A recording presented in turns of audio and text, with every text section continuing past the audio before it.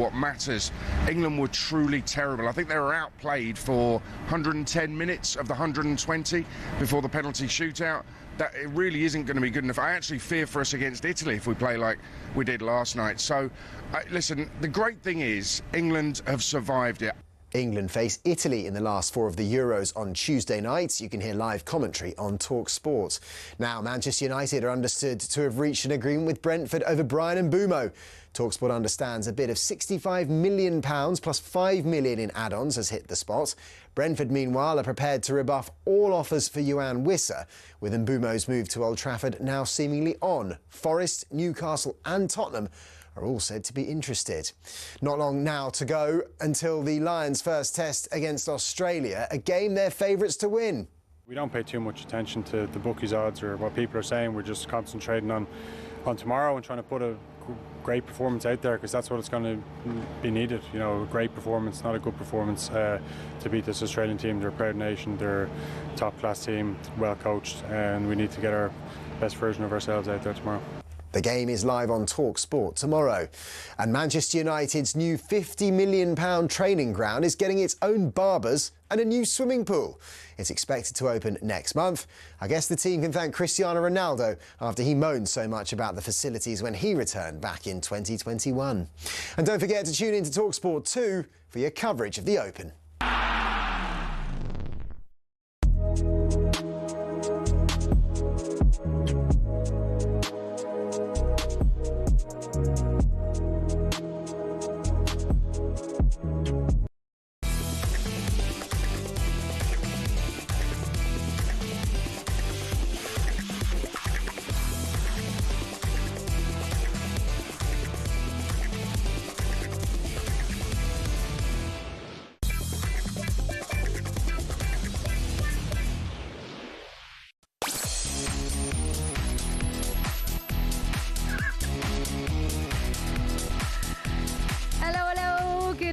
How you doing? You're listening to Drive on talkSPORT with me, Shebahn Aherne, and Jermaine Pennant in the house. In the building. Hello. Coming up for you on the show today, we're going to look back on a roller coaster of a night. In Switzerland, England beat the Swedes on penalties to book their place in the Euro semi-final. Penalty hero Hannah Hampton's former manager Carla Ward is going to be with us on the show. We'll also be joined by England's scrum half Jack Van Portfleet as they prepare to take on the USA in Washington tomorrow. And we need your questions. Any questions for Jermaine Pennant? You saw him in Ibiza last week.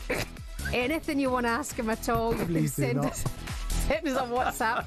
03717 223344. Send your WhatsApps now. 03717 223344. All of that plus we'll speak to former referee Christina Uncle, and we'll bring you Ready Steady Crook. And we cannot do Drive without you. 03717 223344 is the number if you want to get involved.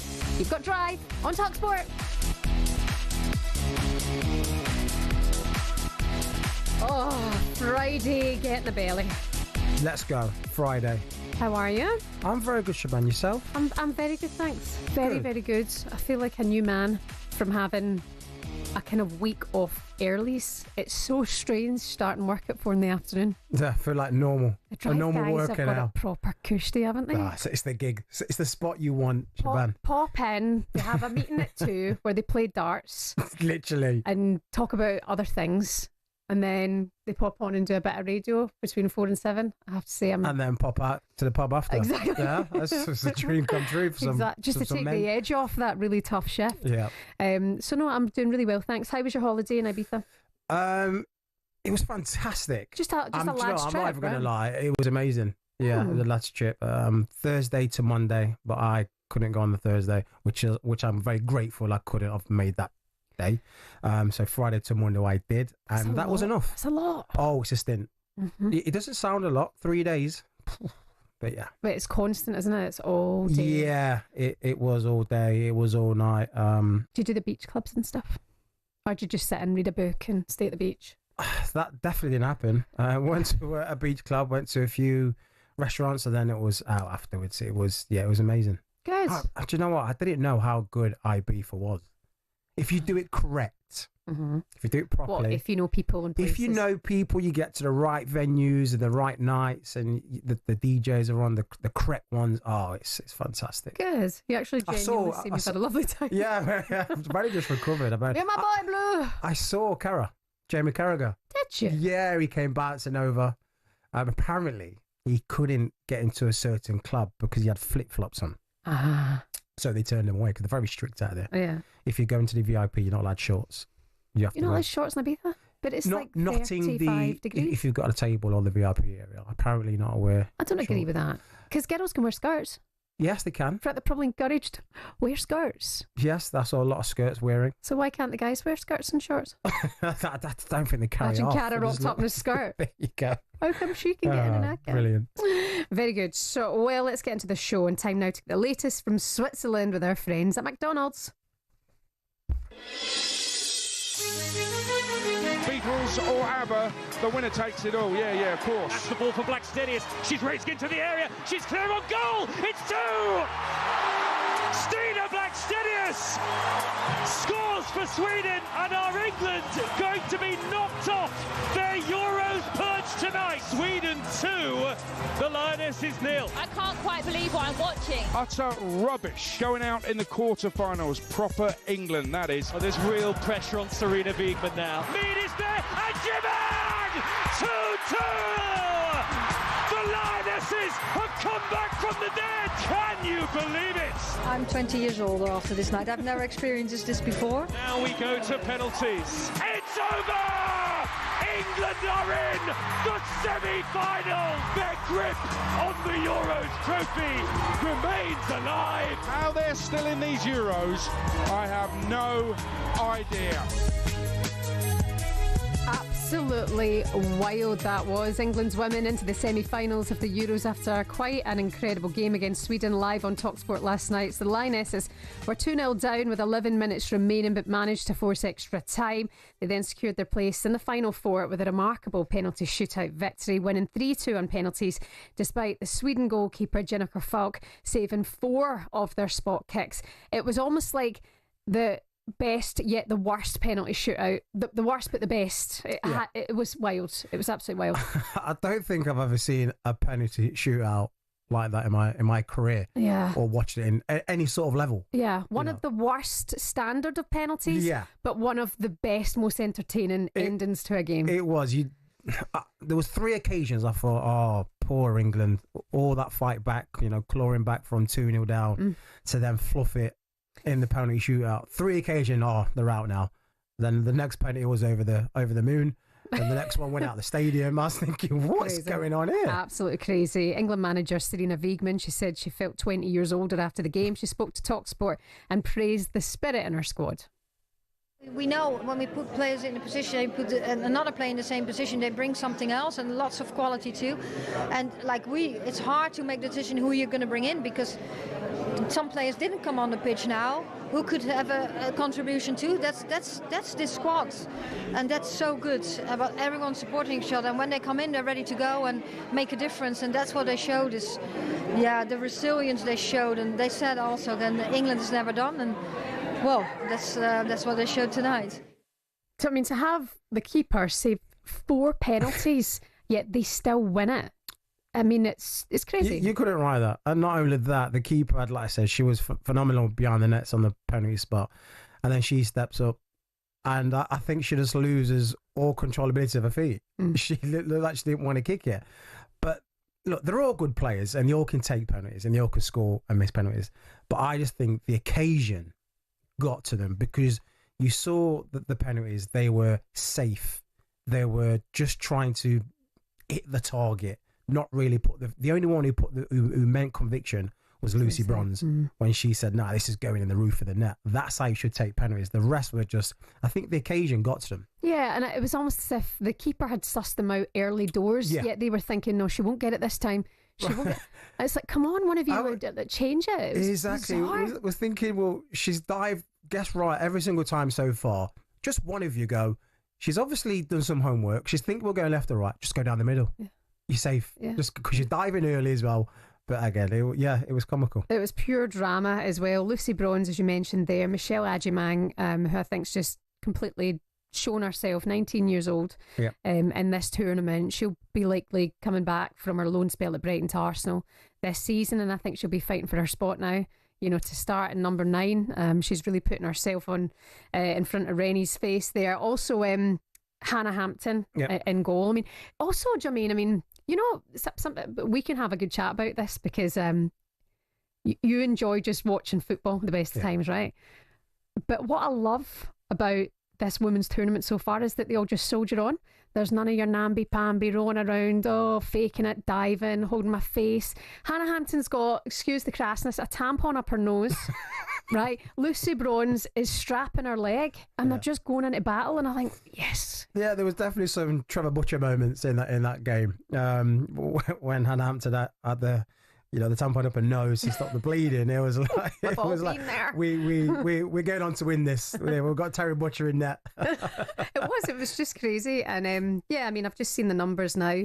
7.4 million, and it peaked to 8.3 million online in the live text page. So whatever you think of it, it was entertainment, albeit the standard of penalties were poor. Yeah, it was good entertainment. I think Sweden came out, you know, very, very strong and looked very good, and I think that took England a little bit by surprise and took the wind out of England's sails, and they just couldn't really get a foot in the game until their substitutions were made, and that's when things changed for England. Chloe Kelly, take a bow. I mean, the fact that she was sitting on a bench in Manchester not so long ago, she got that January kind of end of transfer minute move down to Arsenal on loan. She's now a full-time Arsenal player. She's won the Champions League, just gone against Barcelona, and now watching what she's doing for the Lionesses. I mean, honestly, you take your hat off to them. I think fair play. 100%, because a lot of people can, you know, put their head down and sulk when things ain't going well in their club, but she's, like I said, she's gone on,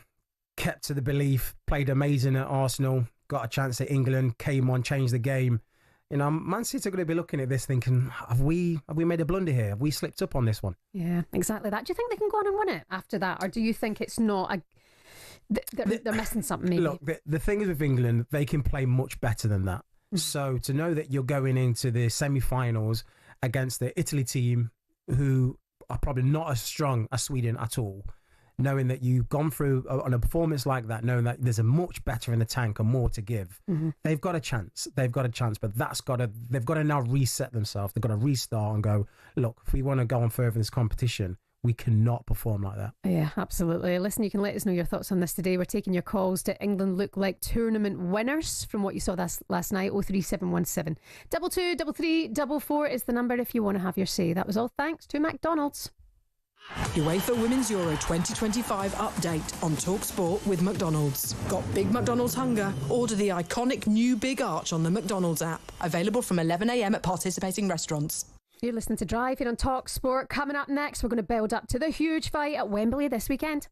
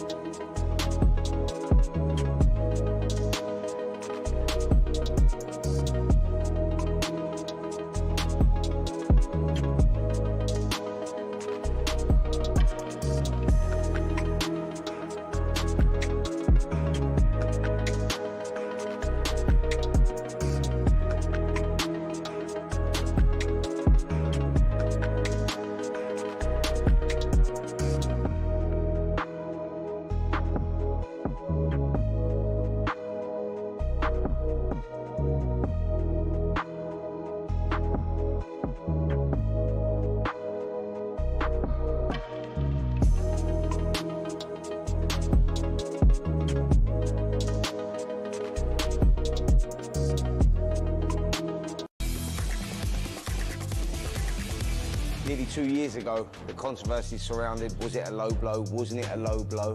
I'm sure we'll see it again, but the crowd are booing as soon as it landed. You could see the pain on Usyk.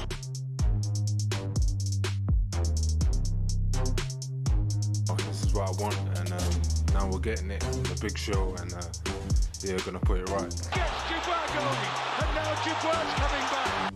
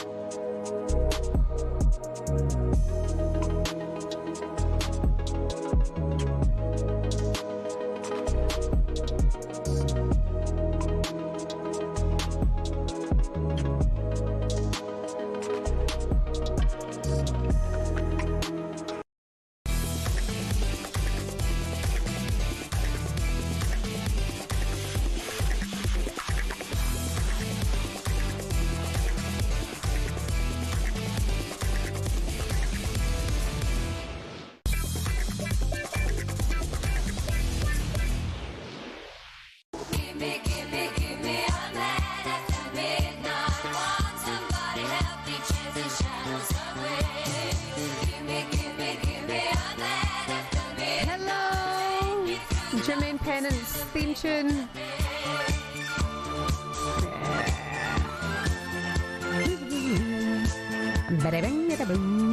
How you doing? You're listening to Drive on talkSPORT. Shebahn and Jermaine Pennant with you with Motorpoint. Thousands of cars, all at unbeatable prices, guaranteed. Head to motorpoint.co.uk for details. Do you like ABBA? Do you know, I couldn't tell you some of the songs, but if I hear that, I'll shake a leg or two. Yeah, I know you look shocked. What do you mean? Tell you some of their songs? Like, they're like iconic. Name a tune. I couldn't. I don't know any. Dancing Queen. Oh, okay, there you go. Yeah, all right. Yeah, Dancing Queen. I don't know the words. Wow, you nailed that. Yeah, I know. Honestly, is that you, Bjorn? If I closed my eyes, it could be. Still to come for you. And Drive today, we'll be joined by England scrum half Jack Van Poorfleet on the show. Just quickly, by the way, rapper Snoop Dogg has become a co-owner and investor at Swansea City. See, if I say Snoop Dogg, you right, now we're more talking. Of it. Yeah, no more of the. Yeah, now we're talking. Bangers, to be fair. Yeah. What do you think about that? It's an interesting one. I didn't even know he liked football. It was me thinking he was a Celtic fan the whole time. Yeah. Well, I think he's following Tom Brady, guys. I know, they're leading the way, aren't they? West Ham have agreed personal terms with Kyle Walker-Peters on a free transfer. And if you're into your golf, we can get an update now from the Open Championship at Royal Portrush, because watching for us at talkSPORT is Sean O'Brien. Sean? Hey Shebahn, yep, ex-Open champion Brian Harman has the clubhouse lead at Royal Portrush after a second round 65.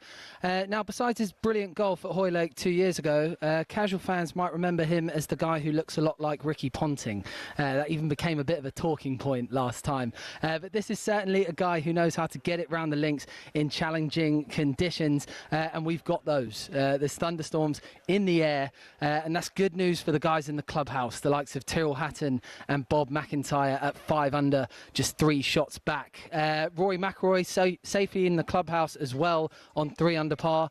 Justin Rose and Ludwig Oberg are 1 shot further back at 2 under. Out on the course, China's Haotong Li has joined Harman at the top on 8 under. Matt Fitzpatrick has got to within 2 on 6 under.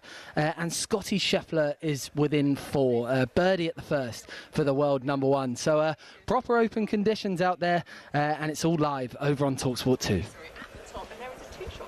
Thank you very much. All live for you over on talkSPORT 2. Download the app. You can swipe across to talkSPORT 2 to get all of the coverage of the Open. Still at a 9. Been at a 9 for what, 3 years now? I've gone down 1 shot, Shebahn. Okay. It's 8 now. But you are very good, aren't you? I would say I wouldn't say very, I would say good. Very good is like your scratch, your low 2s. I'm just good. Okay. I'm still terrible. Sean, thank you very much. talkSPORT 2 for the coverage of the Open. And tomorrow, talkSPORT brings you live commentary of the undisputed world heavyweight title fight between Alexander Usyk and Daniel Dubois from Wembley Stadium. Here he's wobbling. Usyk's caught him. Dubois landed a peach of a right hand. It's boxing. I prepare for this fight. First time ever 4 belts have been on the line in this country. Just be a savage, bring chaos. Who's been charging in for a finish? Fury doesn't know where he is. Dynamite Daniel Dubois has detonated. That shot was not low, that was borderline. You conned the referee, you conned us, you conned the boxing world. I'm not cheater. I think it's just games. 6, 7, he looked at the corner. I'm gonna get under this game with these bombs I'm gonna be throwing. 9. I like play, but it's my rules. Stay down there, Daniel Dubois. He gets up on 9.5. Usyk sinks down to the canvas. Let it flow until I have to get in the ring and put chaos on the sky. Oh, we're in for an absolute cracker of a weekend. Looking forward to watching this. It's on DAZN, by the way, if you're in the gaff and you fancy watching it. If you're out and about, you can listen to it live on talkSPORT. If you're at home, watch it on DAZN. British heavyweight Dave Allen is going to be part of our expert boxing team here on talkSPORT, keeping you up to date with all of the action right the way through to the final bell. And we can look ahead to the fight now with host of Fight Night on talkSPORT, Adam Catterall, and your summariser for the evening, Dave Allen, is alongside Adam. Guys, good to have you with us. How's the vibe? How's the energy? Flipping hot, let me tell you, it's sweltering down here at talkSPORT. You can see, if you can see us on screen here, Dave, you're feeling it. You're feeling the heat, aren't you, pal? It's very warm. Yeah, I've had to sweep my hair about 37 times while I've been here. Very Al Pacino-esque. I like it. Yeah, thank you. Listen, before you two start whacking questions our way, right? 2 things. If people are at home watching this tomorrow, mute the telly and put us on. That's the best commentary that you're going to hear. No doubt about that from 6 o'clock. Second thing, Shebahn, I've just heard you talking to him about music. Pennant doesn't know nothing about music. Last week he was moaning about Oasis. And he was comparing them to Boyz II Men, mate. He was singing me Boyz II Men tunes and all this type of stuff. That's the type of character he is. He has no idea. Never try. Honestly, anybody who doesn't know ABBA, they could just get in the bin. I'll say it to his face later. Good to have you guys here. Talk to us about how the face-off's going. I mean, how do you feel about this one? I've just seen in social media, actually, Dubois sitting watching the ring being built at Wembley Stadium. It feels like he's visualising the whole thing. Dave, I'll come to you first. I mean, what do you think is going to happen tomorrow night? I think it's a huge ask for Daniel. I know he's a fellow Brit and we all support him and we'd like him to win, but I think Alexander Usyk is one of the greatest fighters of all time in history at any weight. He's an undisputed cruiserweight champion, undisputed heavyweight champion. The size of the task at hand for Daniel is absolutely ginormous. I know Daniel's on a great run. He beat Jarrell Miller, he beat Hrgovic, just beat Joshua in great fashion, but this is a huge step up again. You know, he's in with an all-time great, and Usyk, I think, with his movement, even at 38, his movement, his speed, you know, he's really, really clever. I think Daniel needs to improve again, even from the Joshua fight. So, yeah, it's a really big ask. You sparred both men, didn't you? Yep. What were your main takeaways from sparring Usyk and then sparring Dubois? I sparred Daniel at 18. They asked me to do a favour, actually. They said, this kid's only 18, he'll be fine, just move him around. I said, oh, brilliant, yeah, I'll do that, I'm a nice guy. He got in, the first punch Daniel Dubois hit me with, I couldn't believe it. My eyes, literally, I was like, wow, what was that? And it was a jab. So I spent the rest of the spar just avoiding him, trying to get through it, really, surviving. And I was 24 at the time. And I remember thinking, wow, this man's special, like, he's different. Years later, I sparred Usyk, I believe I was 28, 29. I went over, I was in camp for this Chisora fight, I was over in Kiev. And he was exceptional, you know, his movement, his speed, his character, you know, everything about him. He just carried himself fantastically well. He's a fantastic man. And I think I did 30 rounds with him. I didn't win a round, I don't think, actually. I was there to do a job. His movement, yeah, it was unbelievable. He was at the left of me, he was at the right of me. Sometimes he was behind me, he got behind me sometimes. He was unbelievably fast. I left Kiev and I thought, wow, I knew I'd been in with an all-time great even then. At that point, he probably already was. He'd already been cruiserweight. He'd already unified the cruiserweight division. But I had a feeling he'd go on and do some good things at heavyweight then, yeah. There you go. From the horse's mouth, he knows. Catman, I have a question for both of you. In the last fight, Dubois let Usyk take centre of the ring, establish his jab, and kind of settle. Like Dubois did against AJ, do you think he's going to learn from that and come out and be a bit more aggressive and take the fight to him, or is Usyk just too good? Well, yeah, he is too good, so it's a lot easier said than done, Jay. And I think As Dave was just saying there, and we're just on the Fight Night Daily podcast, so I encourage people to go and have a little bit of a look at that, because they've just kind of broken everything down regarding the aggression that's needed from Daniel Dubois in order to be successful against Alexander Usyk. What Usyk does really, really well, he's brilliant at range, controlling that range. Feints, he gets you biting, he gets you working when you don't necessarily want to work, he tires you, and then it's 9 times out of 10 by the back end of the fight, you've run out of gas and he just takes over and does the business against you. What Daniel's got to do, it's all like saying be super aggressive, isn't it? But he's got to be able to be intelligent with that. Second phases have got to happen, and with that you've got to be brave, because he's in against the sniper. So if he goes first in the first phase, he's going to get an answer from Usyk in some way, shape or form. He's then got to be brave to go again, because if he isn't, he's going to get caught out. Daniel has the physicality to unsettle Usyk, definitely, but Daniel is fundamentally fantastic. He has great textbook fundamentals, he has a great jab, a great right hand, but he does everything by the book. And to beat Usyk, it's difficult to do that. You need to kind of rush him. Daniel definitely has the power, he has the strength, he has everything, but does he have the is he going to just dive in there? I don't think so. I think to beat Usyk, you need to just go, you know what, throw caution to the wind and just put the pressure on. I don't think Daniel can do that, because I think he's been taught by the book, and I personally don't see him winning the fight. I don't think he has the style to beat Usyk. Well, it's going to be an absolutely fascinating watch. Looking forward to it, guys, to hear you tomorrow night live on talkSPORT. It's going to be a cracker. Enjoy. Wembley Stadium troops, 90,000 turning out for Dubois. And that's the thing when you're fighting Usyk. Britain's like his second home, and he's got so many fans on side as well. Dave Allen is going to be with us tomorrow night live on talkSPORT alongside Catman himself. Guys, all the best. Take care of yourself. Still to come, we're going to be joined by England scrum half Jack Van Poorfleet on the show. But first, it's time for this. What a remarkable penalty shootout last night between England and Sweden. Heads gone, so we want to know, what is the world record for the most spot kicks taken in a shootout? The world record. Oh, I've just seen the answer. That's mental. Weren't far off it last night, I'm joking. Probably wasn't. I swear there was one recently where the whole squad went through every single player like almost twice over. Yeah, you're not far. Yeah, I'm going to level. I'm going 24. All right, you'll find out next on Drive on talkSPORT.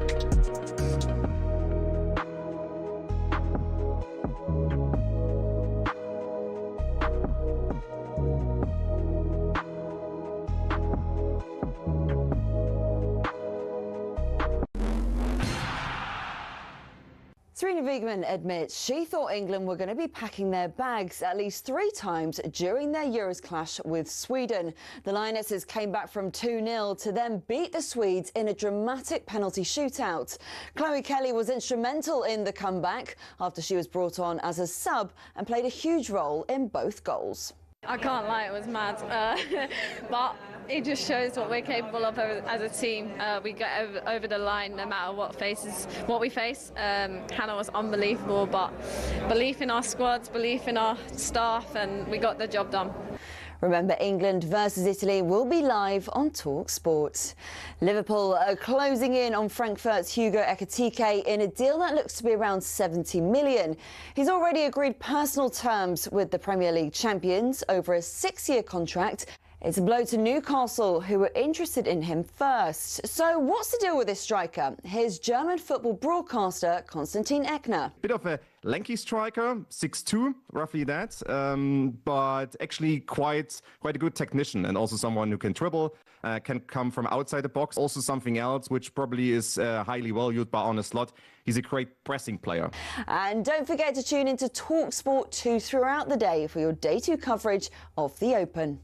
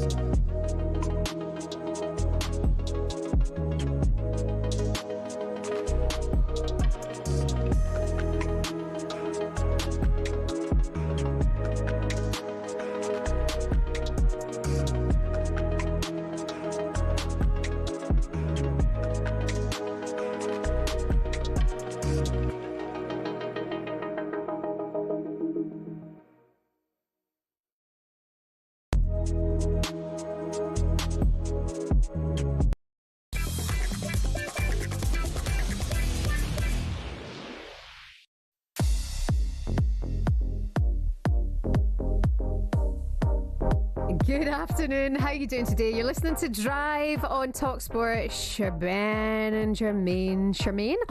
Love it. Charmaine? I'll take it. I've had that a few Easier times. than both of our names combined, that's for sure. We asked you no Googling just before the break. After England's penalty shootout with Sweden yesterday. Great game. Great game. You loved it. By the way, I've just learned that Jermaine's wifey's Swedish. Hey, listen, I was in a win-win. I was sitting there, win-win. Whatever happens, I'm winning. Great game. We asked you, what is the world record for the most spot kicks taken in a shootout? You said... I said 24. Yeah, it's 54. Was that last night? 54. There's Israeli sides SC Dimona and Shimshon Tel Aviv in May 2024 in a semi-final promotion playoff. Yeah. Is that Israel? Israel. Yeah. Yeah. Okay. Brains of Britain in here, everyone. Good game. Yeah. So there you go, 54. Still to come for you here on Drive, where we'll discuss Jack Grealish. He's training on his own at Manchester City, but he has been linked to a London club. But now the British and Irish Lions, of course, taking on the Wallabies in the opening test of the series tomorrow, live and exclusively here on talkSPORT. We're in Brisbane for that one. Coverage from 10. It's kicking off at 11 o'clock. Good luck to the Lions. But we can also look ahead to that and discuss England's tour of the USA, which is currently taking place at the moment. Don't forget, you can watch England's game against the USA free on the England Rugby YouTube channel tomorrow at 10:05 in the evening tomorrow night. And we're delighted to say we're joined by England's scrum half, Jack Van Poortvliet now. Hello, Jack. How are you? Hi, Shebahn. I'm good, thanks. How are you? Yeah, very well, thanks. What time is it where you are? Mama can't count. What time is It it? is just gone 11:30. Yeah, 11:36. Okay, well, good to have you with us on the show. How are you feeling about Thank the you. USA tomorrow? Yeah, excited. Really excited. It's going to be a bit different. It's hot. It's really hot here. So we trained here on Wednesday and Thursday, and it was like 32 to 34 degrees. So it's pretty horrible. But it's going to be a good test. It's going to be exciting, and hopefully we can finish off our summer tour nicely. We're excited. Yeah. Jack, it's been a long road back for injury mentally. How tough was it? And what's kept you going? It's been a bit of a roller coaster sort of couple of years. Obviously, I was missed the World Cup and out for 8 or so months, and then sort of missing out on a few England sort of camps after that. So, look, I think it's just mentally, it's sort of, you go through ups and downs like everyone does with injury, but it's just getting back to where I wanted to be, back in the England setup, back playing well for my club. And I think almost it's funny when you're out and seeing other people doing or playing in the position you were in, it almost just gives you that bite to get back to where you were. And that probably kept me going, kept me driving to keep pushing and get back to where I was as a better version of myself. So, it took a while, but I'm pleased where I'm at now and trying to keep pushing. Yeah, I mean, you did a great job, didn't you? Coming in off the bench against Argentina to score the try to win 22-17. I mean, you must be so pleased with your performance. Yeah, it was all right. I mean, I didn't really do much for the try. I was just sort of right place, right time. Take it. Yeah, take all the praise you can get, mate. You were unbelievable. Oh, fantastic game. Try of the year. Yeah. I'll go with that. It was. I think the whole 2 games were unbelievable. We've obviously got so many boys away with the Lions, and they're doing an amazing job, and it's given a lot of boys an opportunity to go and prove themselves and to go over there in Argentina against a team that were 5th in the world. And to get 2 wins out there was awesome. And we've got a great group. We've had a great time on and off the field, and to cap it off with a little moment, a late try was a lot of fun. Yeah. What's the current vibe in the England camp? Post World Cup. No, it's good. It's good. I think post World Cup there was we went through a lot of spell of losing a lot of close games. But Steve, the coaches were brilliant of reassuring that we're on the right track and we're on the right path. And slowly, we've sort of turned those close losses into close wins, and we're on a bit of a good run at the minute. The vibe's really good. I think it's shown with the players that have come through in this campaign that the depth in English rugby at the minute is really promising and exciting. And we're in a good spot, I think, and we're not going to get ahead of ourselves, but we're going to keep pushing forward and hopefully keep improving because we've got a long way to go. But the spirit's pretty good, and we're excited with what's to come. Can I ask as well, Jack? I mean, what's rugby like out in the US? I mean, where is it ranked in terms of their sports? And are they trying to push it forward? Are they trying to get it more attention out there? Yeah, I don't think it's obviously up there. They've got their sports that they play a lot out here. There's a lot of baseball where we are in Washington, I think, and obviously, but there's a good sort of time to sort of come over because there's not any basketball, there's not any American football on at the minute, and I mean, it's hard to get a feel. I was in a taxi the other day, and the guy was pretty excited by the sounds of rugby and saying they're trying to grow it in schools and colleges. So, I mean, it'd be great to get America more involved with rugby, and think it's obviously a huge nation is hosting the World Cup in, I think, the one after next. So, if we can grow rugby here, it'll be huge. Probably quite scary because the athletes they have over here are nuts. So they probably could get quite good. But that's the last thing we need. But no, I think to have the rugby big in America would only be great for the game. So I think they're trying to grow it. I hope they are. And I've heard it's sold out at the weekend, which is a good start. So that's exciting. Great. Jack, you've played with a few 10s. What makes the number 9 and 10 partnership work best for you? I think it's just constant.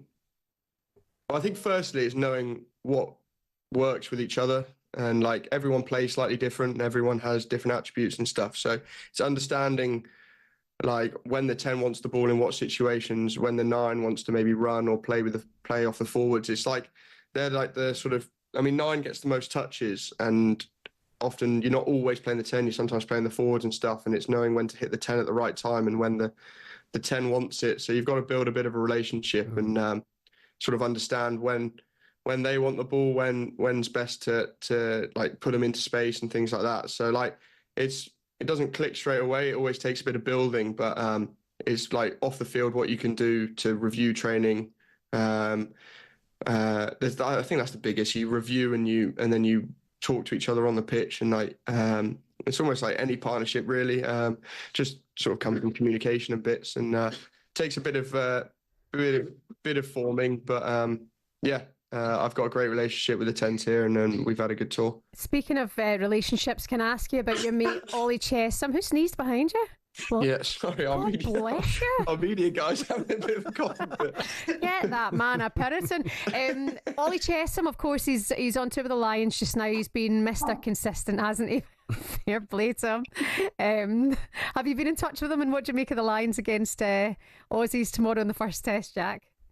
Yeah, well, me and Ches lived together for 3 years, so we're really close, and we've been in touch. He's been pretty useless on his phone, which has been a bit annoying, but the time difference has been great. But he's really good. I spoke to him 2 days ago when I was asking about whether he's involved and stuff, and hearing him involved and being involved with the team was amazing to hear. He's a great lad, and he's been playing so well for so long. He's had his own injury sort of issues that he's come through, and to be in that position and being involved for the first test is awesome to see.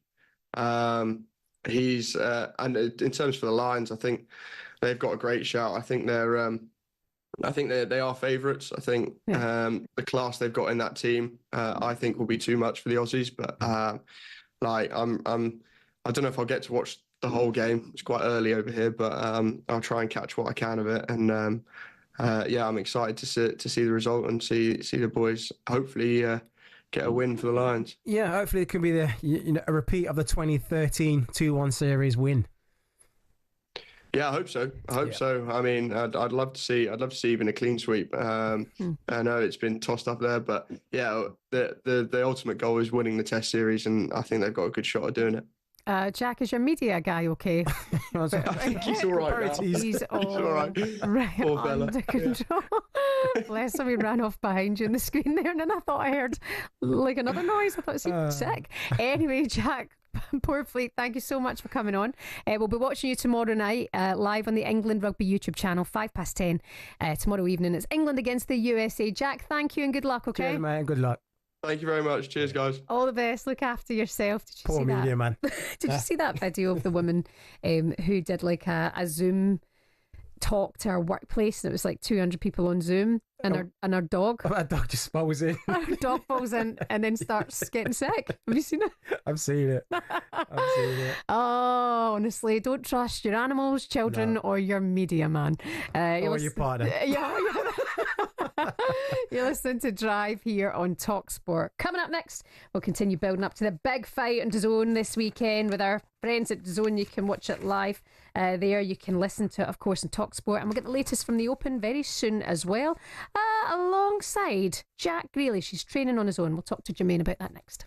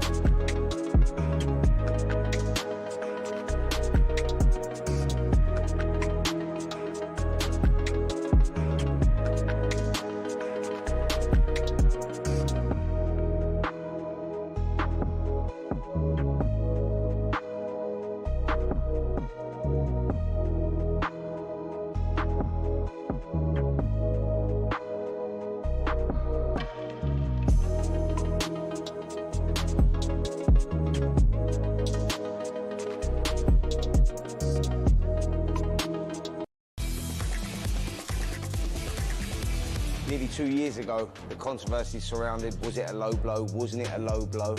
I'm sure we'll see it again, but the crowd are booing as soon as it landed. You can see the pain on Usyk.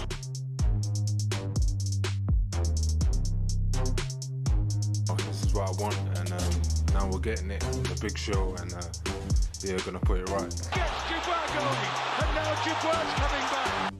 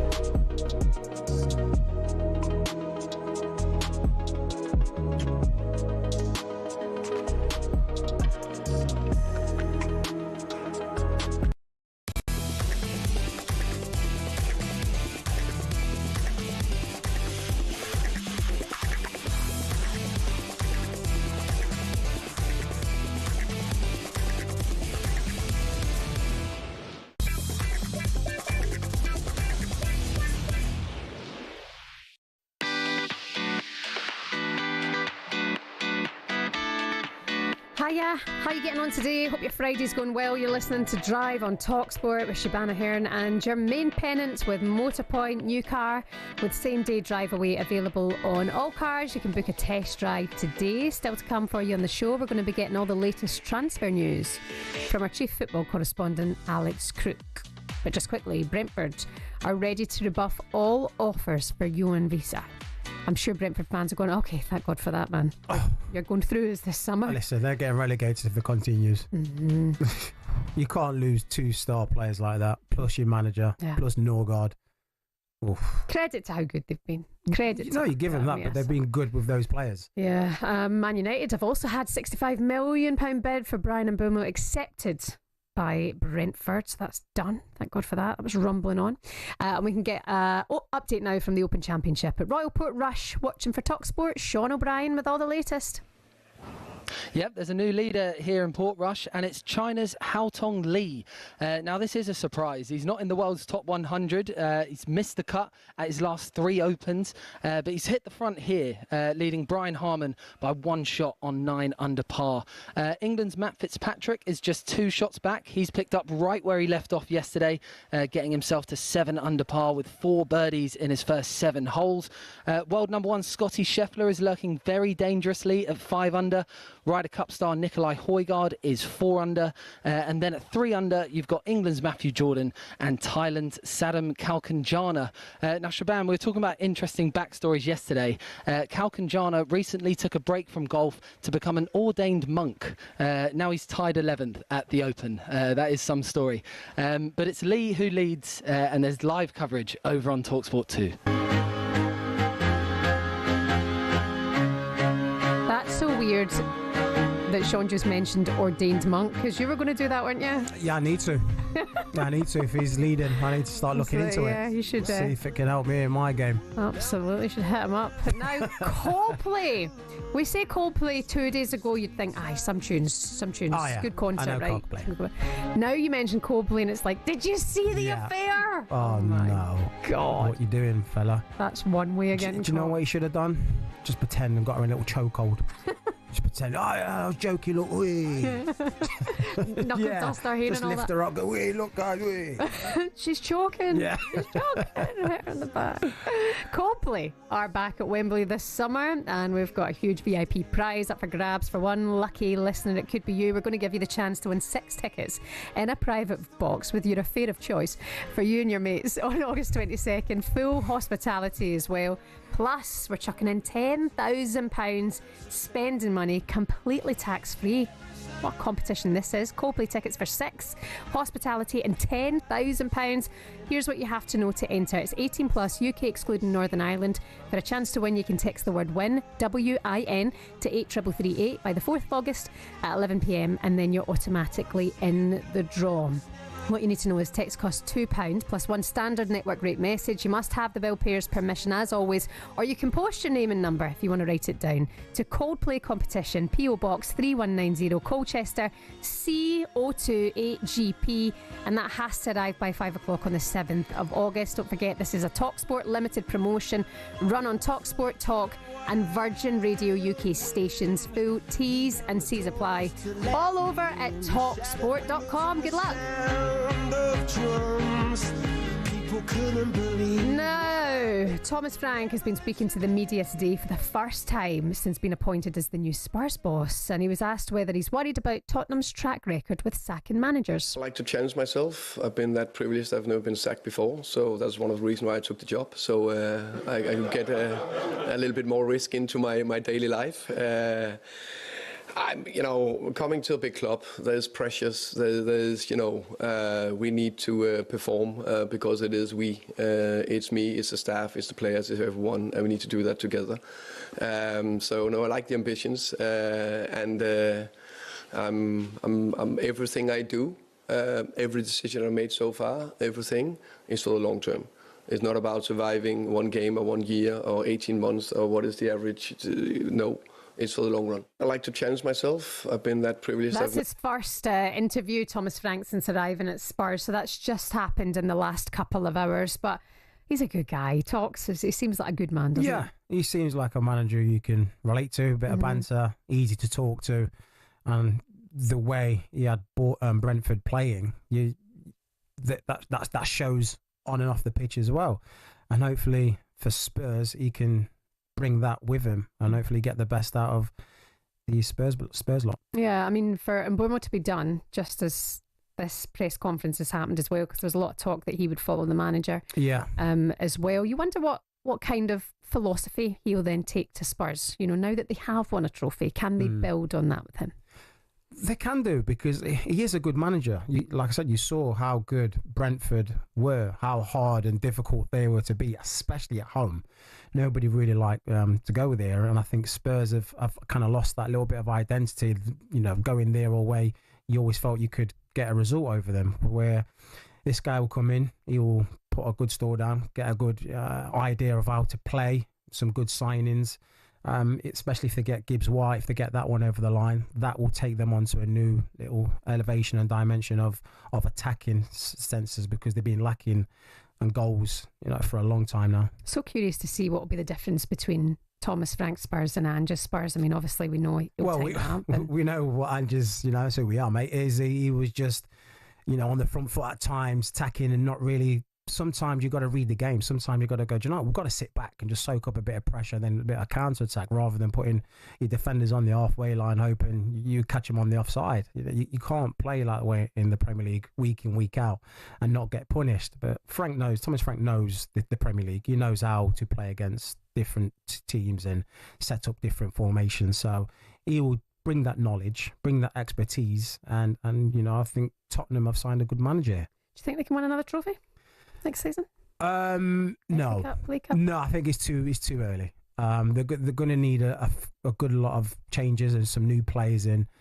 I think that European Championship that they won was probably one of the worst that we've all seen. It was two bad teams, really, but they can't get any worse, because if they do, they get relegated. They were 17th last season, so they will do better. But for this season, I can't see him challenging for or winning any silverware. Yeah, they've got over that voodoo. They've got the silverware in the cabinet now. Now they can just start to build, and it's going to take a couple of seasons. Yeah, Spurs fans, you can let us know your thoughts on this. 81089, the first press conference for Thomas Frank as the Spurs boss has just happened.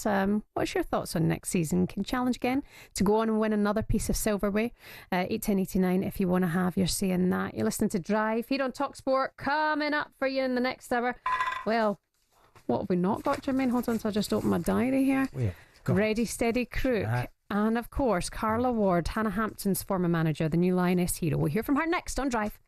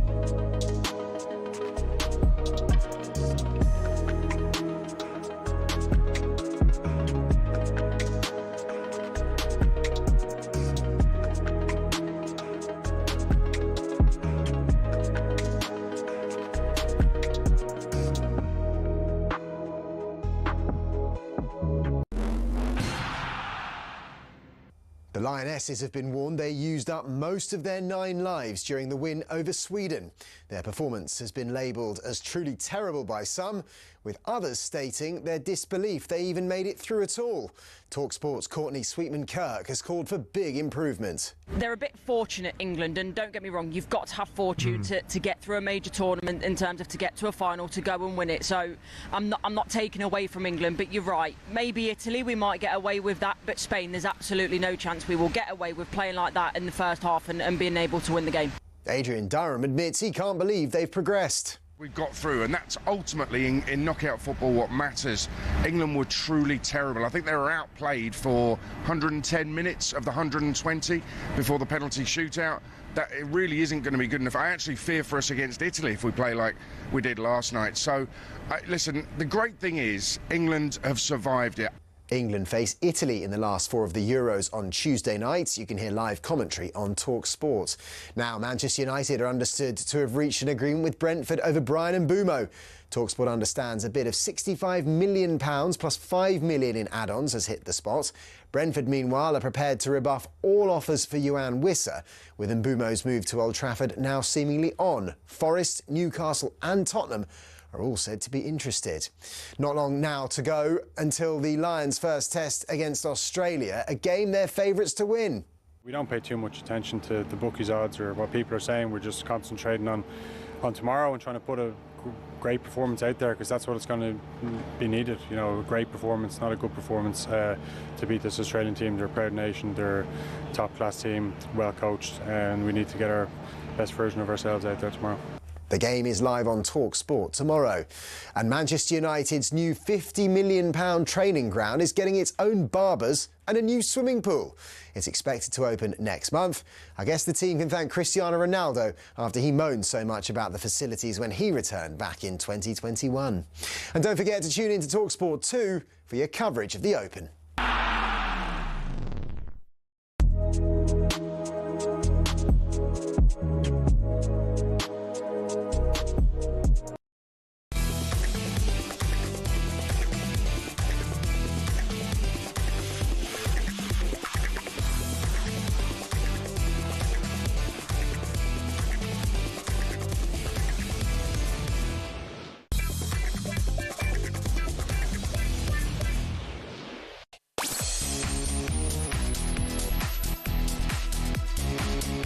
Good evening, welcome along to the weekend. You're listening to Drive on talkSPORT. It's Shebahn and Jermaine, and for Andy Goldstein and Darren Bent still to come for you on the show. We're going to be asking former professional ref Christina Uncle about the proposed changes to how penalties work. Hello to Akin 81089. He said the Coldplay guy, I see he was trying to save himself, but ducking out of sight was absolutely the worst thing he could have done. Yep, he should have owned it and smiled, waved, played it off like it was a little, oh yeah, we're just buddies. Because then you would have been like, right, my wife might see this, but what's the chances that anyone cares because we didn't react? Yeah, just waving. Oh well, schoolboy. And the worst thing ever. Yeah, oh well. Just honest. You got to live and you learn. Have you seen learn this? from your mistakes. There's a statement as well that's come out from him, but I don't know if the statement's maybe AI. That's got to be AI. That's got to be fake. It's signed off. Lights will guide you home, and I'll try to fix you. Yeah, I'm like, mate. No, I'm not buying that. Yeah, unfortunately. Take half, women. Take half. Still to come for you, the show, Christina Uncle. But now, England are into the semi-finals of the Women's Euros. Beatles or ABBA, the winner takes it all. Yeah, of course. That's the ball for Blackstenius. She's racing into the area. She's clear on goal. It's 2. Stina Blackstenius scores for Sweden, and our England going to be knocked off their Euros perch tonight. Sweden 2, the Lionesses 0. I can't quite believe what I'm watching. Utter rubbish going out in the quarter-finals. Proper England, that is. Oh, there's real pressure on Serena Wiegman now. Mead is there, and Shebahn! 2-2! The Lionesses have come back from the dead. Can you believe it? I'm 20 years older after this night. I've never experienced this before. Now we go to penalties. It's over!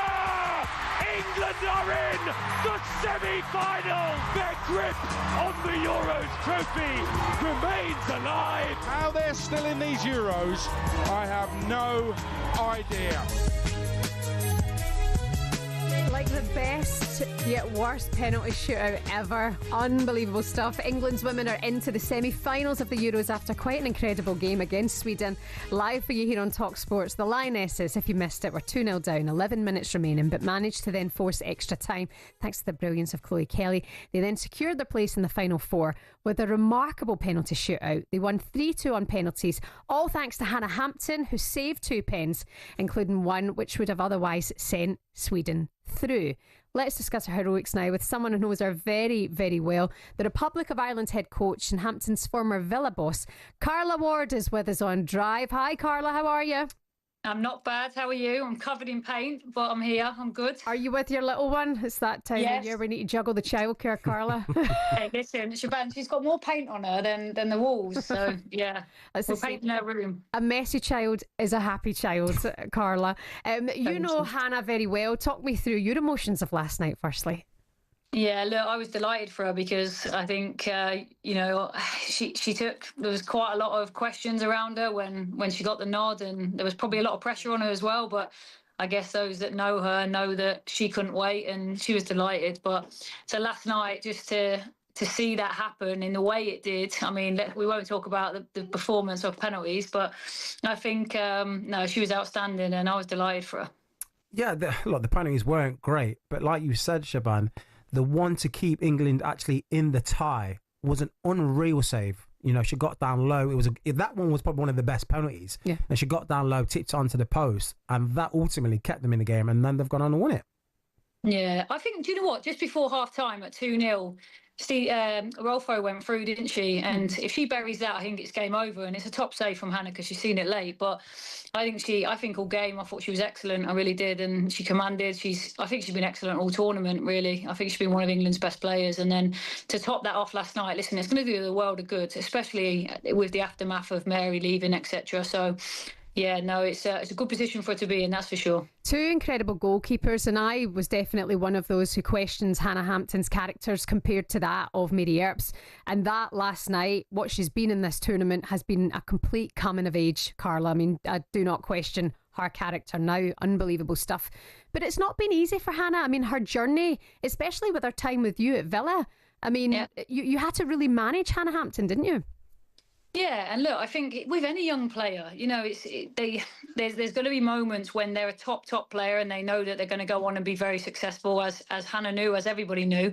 You have to manage her and manage any youngster. So it was just about keeping her on track more than anything, making sure that you can put your arm around her 1 minute and kick her backside the next and make sure you keep her in check. But look, credit to her, you know, she's overcome some difficult moments, some difficult times, and look at her now, she's rising, she's England #1, and there's nothing to say that she won't go on and be world #1 soon. Ooh. Yeah, her time when she was at Villa, could you envision that she'll be this good? Obviously, you know, 23 clean sheets with Chelsea, England's #1, saving the penalty to getting through to the semi-finals.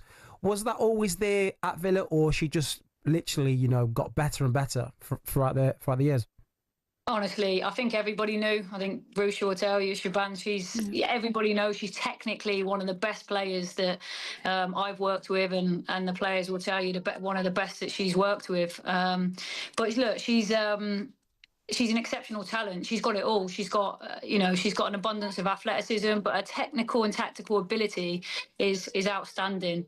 And there was no doubt in my mind she was going to be England #1. Even pre-Mary stepping away, I always had a feeling that this might be the year that she steps into that #1 position. And like I said, I genuinely think that give it a few years, because she's so young. Give it a few years. Why can't she go on to be world #1? I believe she'll get there. Wow. Carla, that's the thing as well. When you had it at Villa, I believe it was it 9 clubs were interested in her that summer, and then she went to Chelsea, and you know, you go and you work with Emma Hayes, and that was then another huge turning point for Hannah Hampton. But also the fact that she is a goalkeeper against, you know, what happened to her when she was a young girl. She has, I don't know the technical issue with it, but she has an issue with her sight and her vision.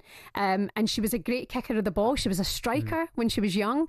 The fact that she's in goal and making saves like that, and just really rising to the occasion is a testament to her, really. Yeah, and listen, she's talented in loads of other ways, right? So she can speak 7 or 8 languages. She's an artist.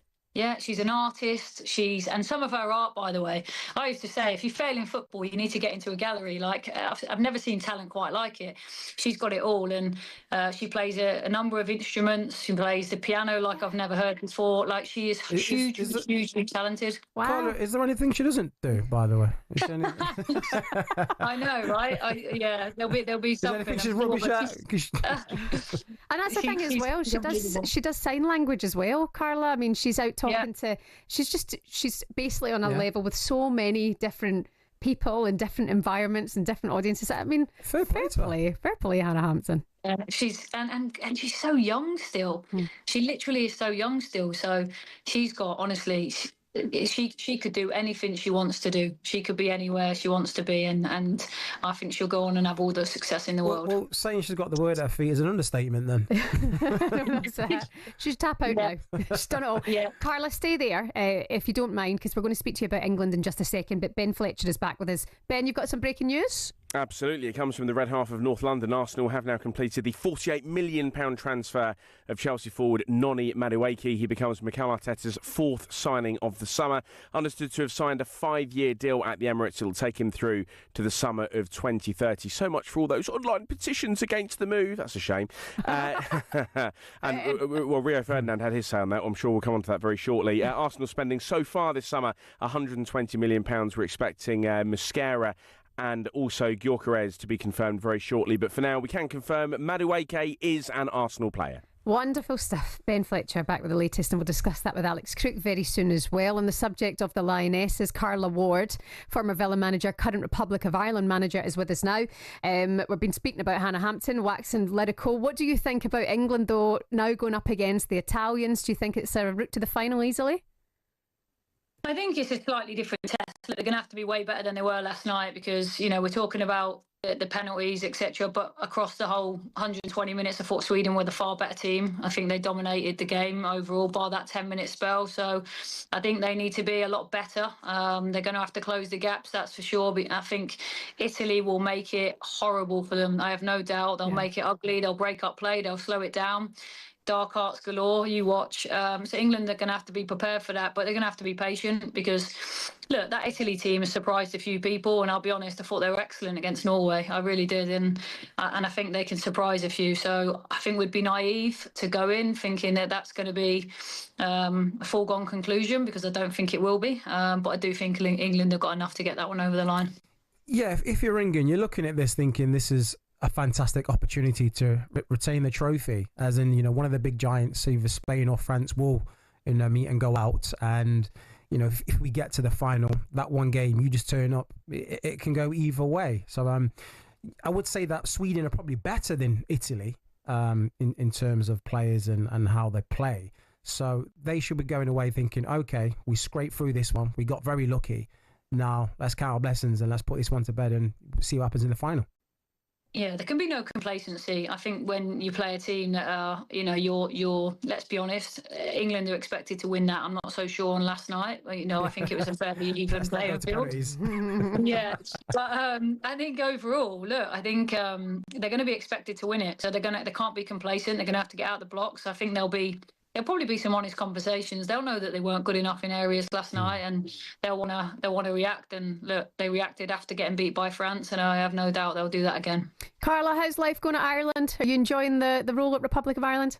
Yeah, I love it. I love the Irish. They're an unbelievable bunch. You know, working in the WSL, I've had a fair few Irish players, and I love working with them. The mentality, their heart, they're a passionate group, and yeah, it's been a breath of fresh air. Carla, how's the other side of the hern? Is she doing okay? The trouble one? Do you know what? If you said to me, and Shebahn will probably have heard me say this many times, if I could take one player to war and spend all my time with one player, it'd be Ruth. She's honestly crackers, but she gives you absolutely everything. So yeah, she's golden. It's so funny. You're talking about Hannah Hampton, a young goalkeeper, world at her feet, 8 different languages, plays every instrument, saving goals for fun. fun, saving penalties, and then there's Rusha, but you take her to war. And there's your twin. I absolutely would. I would. Yeah, no, she's brilliant. I'll give her that. She's got the crack. Carla Ward, thank you so much. Thank you, Republic Carla. of Ireland manager. Good to talk to you, and fingers crossed for England going forward, and good luck in painting with a wee one as well. Thank you very much. See you guys. See you later. That's mad about Hannah and all those languages, isn't it? That is crazy, yeah. What a talent. Honestly, they say that about I'd still know goalkeepers. 2 languages, would it be fine? Just know 1. English is tough for me. Yeah, I'm best of the time. Unbelievable. Unbelievable. All right, coming up next on Drive on talkSPORT, we're going to be joined by Alex Crook.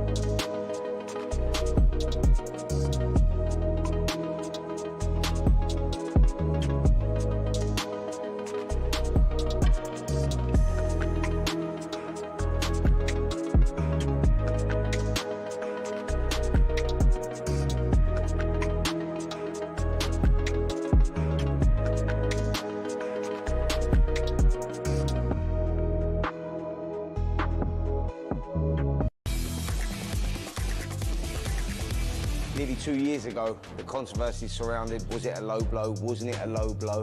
I'm sure we'll see it again, but the crowd are booing as soon as it landed. You can see the pain on Usyk.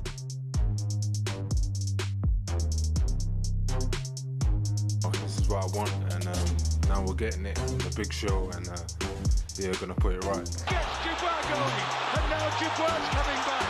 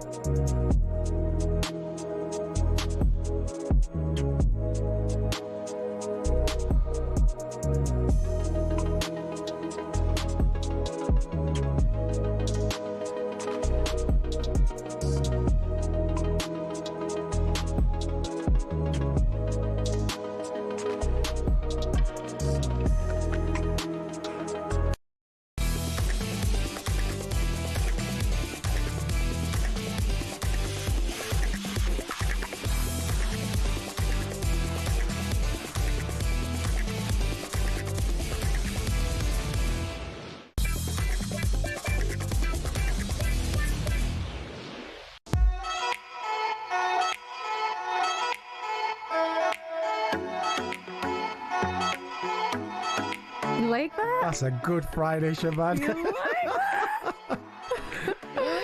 Good evening. How are you today? You're listening to Drive here on talkSPORT. Shebahn and Jermaine with you with Motorpoint. Thousands of cars, all at unbeatable prices, guaranteed. Head to motorpoint.co.uk for details. By the way, we're talking about Hannah Hampton there in all of her different languages. Yep. She does sign language as well. I think her cousin is deaf. Okay. But just random story. Today I got on the train and you know, do you ever get it on the train where there's like a bit of a kind of boom and the carriage kind of shakes a little bit? Yeah. It's a bit of freaky noise if you've not heard it before. Yeah, I know what you're talking about. But it happened and I had my music in, and then the boy next to me tapped me and he held up his phone and he said, "Hello, I'm deaf. Is the train okay?"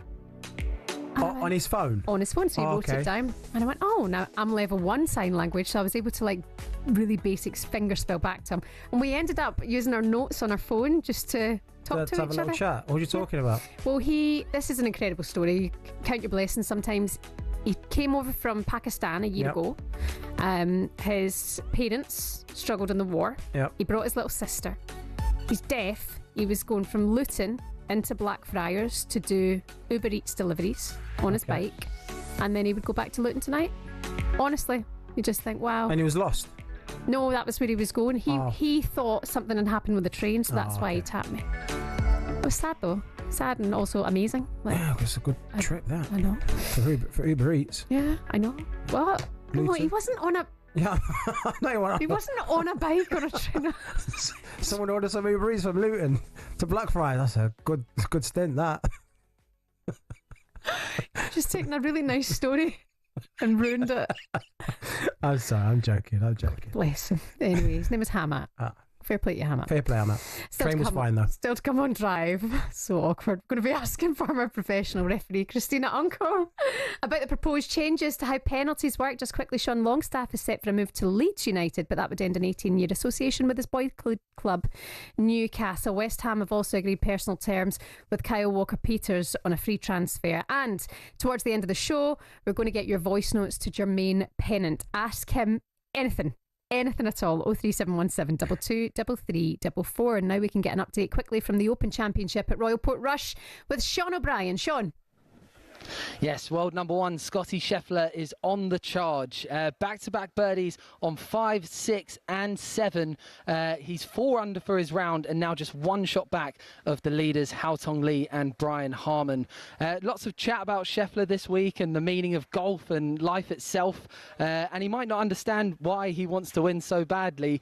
But one thing that was very clear in that press conference is that he still does. And that's on full show here.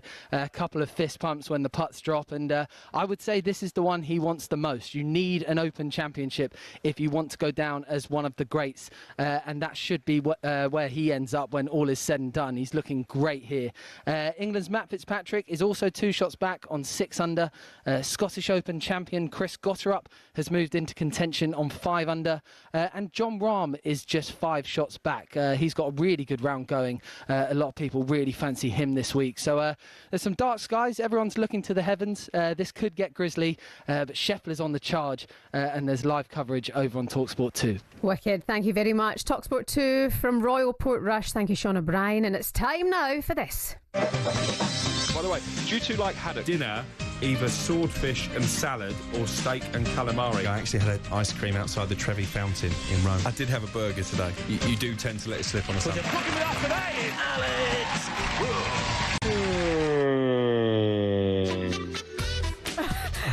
Now we know where the delivery was going. Going to Crookies. That's where it's going. On the Thames link to Blackfriars to Alex Crook. How are you? I'm good. Do you know what? I swear half of that jingle is AI. I don't remember talking about swordfish and calamari. By the way, what are you having tonight? Last time I covered Drive, it was a Friday. You were going for a cheeky Chinese. What's tonight? I think it might be a barbecue tonight. It's just that kind of Friday evening down the south coast. Mm-hmm. Lovely. Yeah. Did you swim today? No, I didn't. I was obviously working this morning, but I was going to say I'd have a swim tomorrow. But with the weather forecast, I probably need to go out in the garden and get a splash there. Yeah, I do like a big tasty. Crookie, talk to us. What's happening? Shall we start with Brian and Bumo? It's done to Manchester United. Finally, yeah, full agreement now between Brentford and Manchester United. The final figure could be as much as £71 million, but as I said to you guys yesterday, that is dependent on team success. I think United will be delighted if they do have to pay the add-ons, but Brentford have got their guaranteed £65 million. It's a 5-year contract that Mbeumo will sign with the option of an extra year. And this is another key part of the puzzle as far as Ruben Amorim is concerned. Manchester United scoring just 44 goals between them in the Premier League last season. Matheus Cunha already signed, and Mbeumo got 35. So I think it was obviously a massive cause for concern. You saw it in that Europa League final as well. United really struggled to break down that Tottenham defence. So Amorim will be hoping this is going to improve in that department. Personally, I still think they need a number 9. I think maybe a new goalkeeper as well. So their business isn't done, but I think the focus now will be on getting those infamous 5 off the payroll, trying to get some money back into the football club. Yeah, Crookie, you mentioned the infamous 5, and also Cunha's just joined as well. Is there anyone else that United are looking to add in the front line to give them a bit more power? Well, the options are thin on the ground, aren't they? I know they admire Hugo Ekitike, but can't afford the money Liverpool to pay for him. And obviously, when the champions come calling, that's going to be a draw. Victor Gyökeres was someone I think Ruben Amorim would have liked to have linked up with again, but he is Arsenal bound, and they can offer Champions League football. Speaking of someone close to Liam Delap the other day, I think if United had won that Europa League final, his decision may have been different. He may well have been a Manchester United player now and not a Chelsea one, and that would have been a £30 million deal that United could have afforded to do even without selling players. Benjamin Šeško obviously is still in the market. Victor Osimhen looks like he's off to Galatasaray, so they might have to be a little bit creative in that forward area. Obviously, they've been offered the likes of Jamie Vardy and Dominic Calvert-Lewin and Callum Wilson. I'm not sure that any of those trio arriving on a free transfer will particularly excite the Old Trafford fans. Noni Madueke is done. He's an Arsenal player now, Crookie. He is, and I know this is one that has divided opinion amongst Arsenal supporters. There was even a petition against signing Noni Madueke, but that has been confirmed in the last half an hour or so. Again, it's a 5-year contract until 2030. Initial fee of 48 million rising to 52 million pounds. And this is one very much driven by Mikel Arteta. He admires the versatility that Madueke brings. Obviously, he can play on either flank. I think they've looked at the numbers and the data, and they think they're getting a decent signing here. So I think Arteta, by leading Arsenal to those runners-up finishes, I think he's earned the right for the Arsenal fans to respect this decision and to give Madueke a chance. I mean, Jermaine, have you ever been in that scenario where you sign for a club and you know from day one that the fans don't really want you there? No, not really. Every club I've signed, they love me. I was one of the stars. No, I've never had no one. No, that is to a next level. A petition to not sign you, that's poor, really. Because he's there now. He's an Arsenal player, and he's not even felt welcome. So it's a shocking one. And now he's got to. Not only has he got to get the ground off running, his confidence is going to be shot a little bit as well. So the fans have only hurt themselves in this one. Did you say get the ground off running? What? Did you say get the ground off running? No, he's got to get the off that bit. Good one. Round the ground off running. He's got to get on that ground. He's got to get running. He's got to run. That's what he's got to do. He's got to hit that ground running. I think that's the one. That's why Crookie is paid the big bucks. Enjoy your barbecue tonight, Crookie. Thank you so much. Enjoyed. Have some swordfish, Crookie. Yeah, and your calamari down by the beach. Alex, do you two like haddock? Where is that even coming from? I like a little bit of haddock. Do you like haddock? I love haddock. I actually had an ice cream outside the Trevi Fountain in Rome. I did say that one. Yeah, you can't get away with anything. I do like a big tasty. Don't we all? Crookie, thank you so much. Have a good weekend. You too. Love them. We do love them. Still to come, you can send your voice notes for Jermaine Pennant. 6 o'clock, they're coming up. Send us anything at all for Jermaine Pennant. 03717 223344. First time for no Googling. Can you name both the youngest player to score a Premier League hat-trick and the oldest player to score one? That's a good one. Can you name both the youngest player to score a Prem hat-trick and the oldest player to score one as well? We'll do it next on Drive on talkSPORT.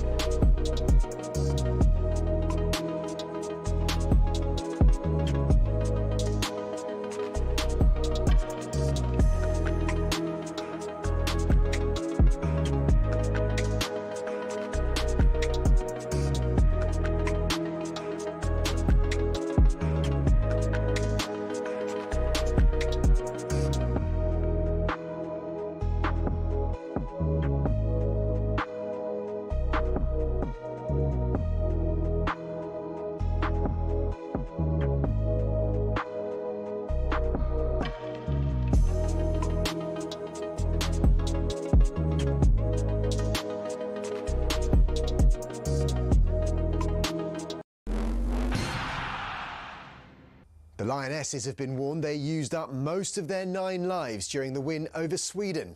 Their performance has been labelled as truly terrible by some, with others stating their disbelief they even made it through at all. talkSPORT's Courtney Sweetman-Kirk has called for big improvement. They're a bit fortunate, England, and don't get me wrong, you've got to have fortune to get through a major tournament in terms of to get to a final, to go and win it. So I'm not taking away from England, but you're right. Maybe Italy, we might get away with that, but Spain, there's absolutely no chance. England face Italy in the last 4 of the Euros on Tuesday night. You can hear live commentary on talkSPORT. Now, Manchester United are understood to have reached an agreement with Brentford over Bryan Mbeumo. talkSPORT understands a bid of £65 million plus £5 million in add-ons has hit the spot. Brentford, meanwhile, are prepared to rebuff all offers for Yoane Wissa, with Mbeumo's move to Old Trafford now seemingly on. Forest, Newcastle and Tottenham are all said to be interested. Not long now to go until the Lions' first test against Australia, a game they're favourites to win. We don't pay too much attention to the bookies' odds or what people are saying. We're just concentrating on tomorrow and trying to put a great performance out there, because that's what it's going to be needed. You know, a great performance, not a good performance, to beat this Australian team. They're a proud nation, they're a top-class team, well coached. And don't forget to tune in to talkSPORT 2 for your coverage of the Open.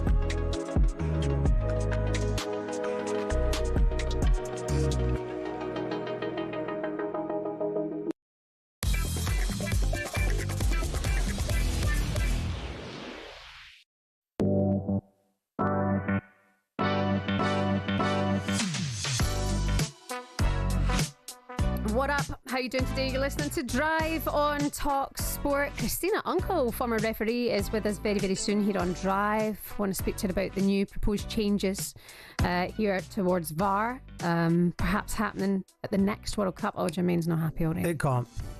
No, absolutely not. We will get the thoughts of Christina Uncle. She can have it out with you very soon here on Drive. Yeah, you're up for a challenge here, Jermaine. Oh, let's have it.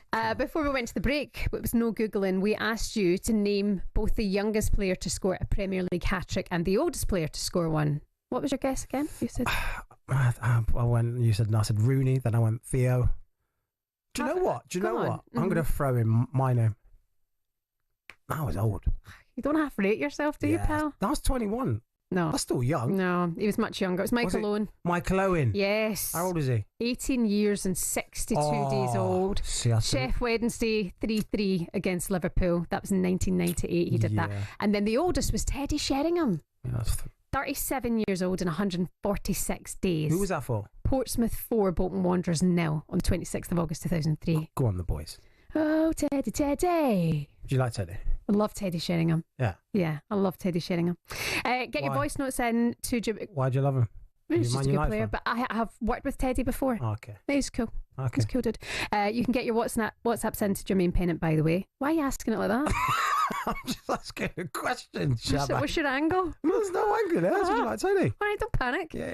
03717223344. Now, we discussed this yesterday on Drive. Football's lawmakers may consider increasing VAR's powers to cover corner kicks and second yellow cards before next year's World Cup. IFAB could also be asked to look at a change in how penalties work, where the ball is declared dead if the goalkeeper saves it, and therefore a rebound cannot be scored. Mad stuff. Let's get the view of an expert now. Former professional ref Christina Uncle is with us here on Drive. Hello, Christina. Good to have you with us. Hello. Pleasure to have. I got to warm up. I saw Jermaine warming up for this competition, so let's do this. Yeah, come on. That you're going to have to, Christina. honestly, get your notepad out and just really come down on this guy today because he's full of it. Christina, I mean, what do you make of these proposed changes, the ones that I just read out there? First, the proposed changes are made by technical advisory panels and board members. So anyone who's been saying this is referees that are making these recommendations, that's not wholly accurate. This is actually being made by footballers, previous footballers, those who are in the technical departments, high-level coaches, and these are just conversation pieces.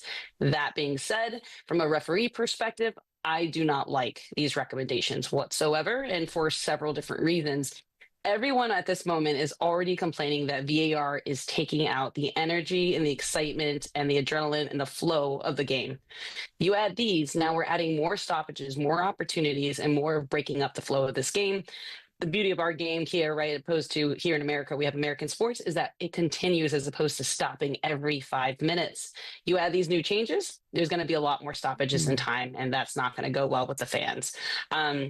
Also, administering these aren't going to be easy from a refereeing officiating standpoint. There's already going to be lines of contention about, was this a contentious corner kick that led to a goal? So now you have to make a determination whether that was subjective or not. That's going to add more ambiguity, more negotiation. I mean, it gives me job security, but it's going to add more of those kinds of issues. And I don't think it addresses what we all should really be talking about in changing the laws, is offside by VAR and semi-automated offside for offsides that are off by barely a centimeter. Those are the conversations we should be having, not some of these decisions. Christina, for the listeners who don't know some of the rules that are being talked about, one of them, which is the penalty. If there is a penalty given, the goalkeeper then saves this penalty, that penalty then is awarded as a goal kick. Is that correct? That is correct, and I don't like this one because and I mean, what as a footballer, you enjoy those. What chance slight slim as that got going to be implemented?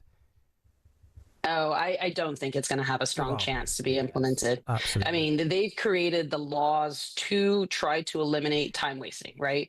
A law that implemented, right, goalkeepers holding on the ball for 8 seconds, right? That eliminated, you looked at the time, especially in Serie A, how much minutes that took out of the game. You add this on the rebound, it's going to take the fun, the excitement, the energy, the ball bouncing back out. Does he or she get another chance at putting the ball in the back of the net? It doesn't get cleared. Just leave it, let it flow. It's something that the fans expect, and at the end of the day, that's actually an exciting part for referees to see what happens. It's taken the element of, goals. Fans come to watch games to be entertained and scoring goals, and if you can't put that ball in the back of net from a rebound, I think whoever came up with that idea in the first place is it's just bizarre. Yeah, it's taken the fun in a way out of what football is about. VAR's already, it's spoiled what is celebrating a goal, because you don't know now if you're going to have it checked by VAR, and if there's going to be 2 celebrations, whatever like that.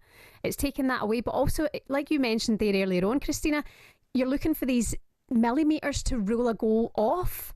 Yet, excitement in games is about goals. It's really putting football fans off.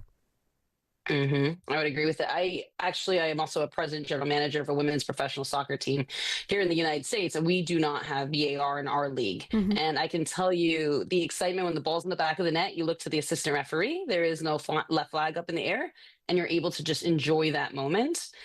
It's refreshing to still be able to have that opportunity, not have to worry about waiting 30 seconds to see if the VAR check is completed. There is one more that I am optimistic and I do like, Christina, is the yellow card, where now VAR can intervene if a yellow card that hands to a red card, because there is some challenges, there is some decisions that referee give on a yellow, which is awful. which then can sometimes ruin a game and a player getting sent off because the first challenge or the first card was not won. What's the chance of that coming into play? Okay, this is where I'm going to stretch because we're definitely probably going to fight over this one. I don't agree with reviewing the second yellow card. It's going so well. Here we go. Look, the gloves are on. It's going so well. Let's do it. Because I think the question here then also, it premeditates the question of what happens if the first one was the contentious yellow card, but the second one was a very clear yellow card incident, right? Whether it's 100% misconduct, whether it's required by law to be given, then we're saying, well, we're upset that there's a second yellow card, but the second yellow card itself is 100% by law, but the first one was the contentious yellow card, right? Do we go back and look at the first one and say, well, we're not going to give the second because the first one was the contentious one, right? That has to be worked out. So if we're saying it's only about that second yellow card itself and not the first one, so we have to eliminate that. If we're saying it's only that second yellow card, every single one of those are going to be demanded to be put into VAR. They just are. Because yellow cards are a lot more subjective than red cards. Red cards, if an official is giving a red card, they need to be pretty much 100, like they're the decision on the field. They need to be 110% sure it's a red card. It's not a guess. Yellow cards, there's a lot of subjective elements: speed, force, point of contact, intensity, the momentum of the game. So those are always going to be debated on the second yellow cards. Okay, but isn't there no wiggle room to say then any yellow card? If it's a blatant, not a yellow card, they can dispute and say, look, go to the monitor or rescind that yellow card. Because if I get booked for not touching a player, but he drops over and the ref thinks I fouled him and gives a yellow card, that's not fair. And I agree with you. There's always going to be elements of unfairness. VAR technology isn't supposed to eliminate everything. This isn't science. This is still an art. The game is still an art. Sometimes the black arts are played, and right, that's the frustrating component. But ultimately, the point of the stakeholders, not the referees, but the stakeholders who demanded, right, a bit more perfection, and understandably so, there's billions of dollars in this game now, is maximum impact, minimum interference. So that has always been the mantra of VAR, is how do we implement technology that doesn't slow down the game? So if we go to reviewing every yellow card, almost every contentious potential yellow card, which I can tell you from an analyst's perspective, everyone thinks a yellow card is contentious, that will slow down the flow of the game. So we have to draw a line somewhere, because if we get into the gray area, it becomes a very slippery slope. Just while we've got you as well, Christina, you mentioned your involvement in women's soccer in the US. What have you made of the Euros and the standard of refereeing here in this competition? Because I felt last night was very poor. Yeah, I would say collectively, UEFA has always had some of the strongest officials, both men and women's side around the world, particularly in FIFA incidents and here in the Euros. Yesterday, unfortunate, Spanish referee, at times, sometimes you can get caught within a pattern of play, maybe a quick, conversion of play. The ability to get into that many contacts, she just wasn't reading the game, unfortunately. That is one of the biggest key things that many people don't realize is when you're officiating at the highest level, you pretty much know the tactics, the players, the teams, and your movements, because you have to be 2-3 steps ahead of the players.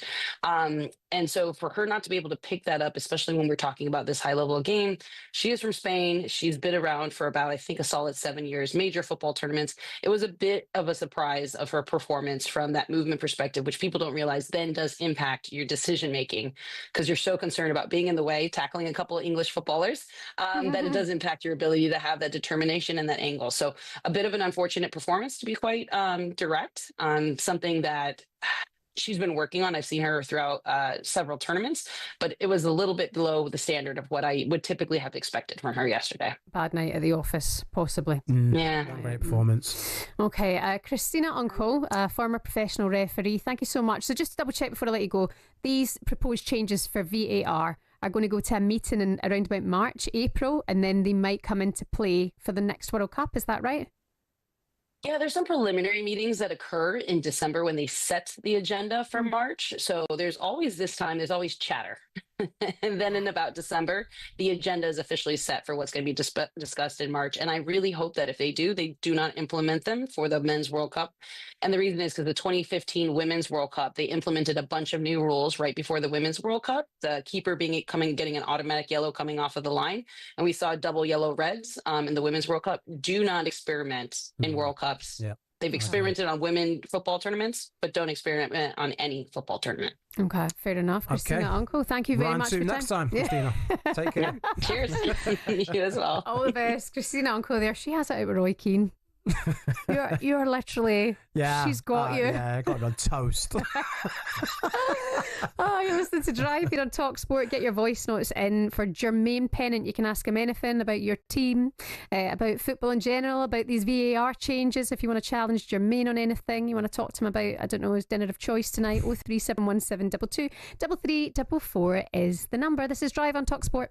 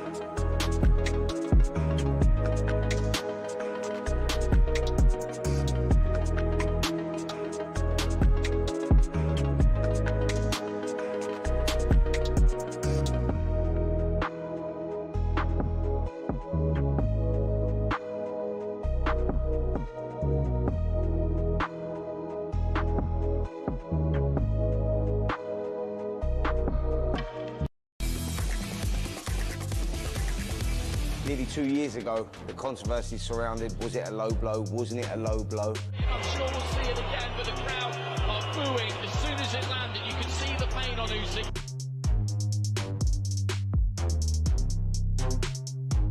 This is what I want, and now we're getting it on the big show, and yeah, gonna put it right. Gets Dubois going, and now Dubois coming back.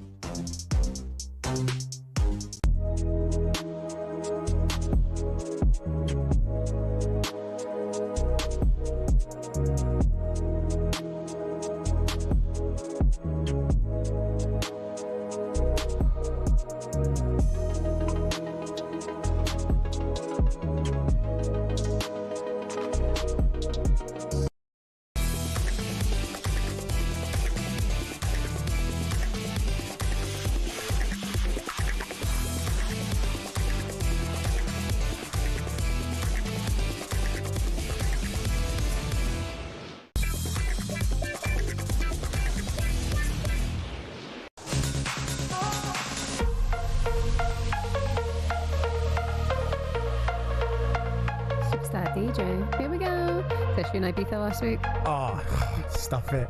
Getting flashbacks right now. Date you, by the way. I was like this, Shebahn. Oh, don't tell me you're the gimp who wears the sunglasses in the clubs. You need sunglasses in Ibiza. You see men's parties. You have a few. No, you can't have your eyes out. You can't have your eyes out, and you can't. Can't get caught being a creep. Yeah.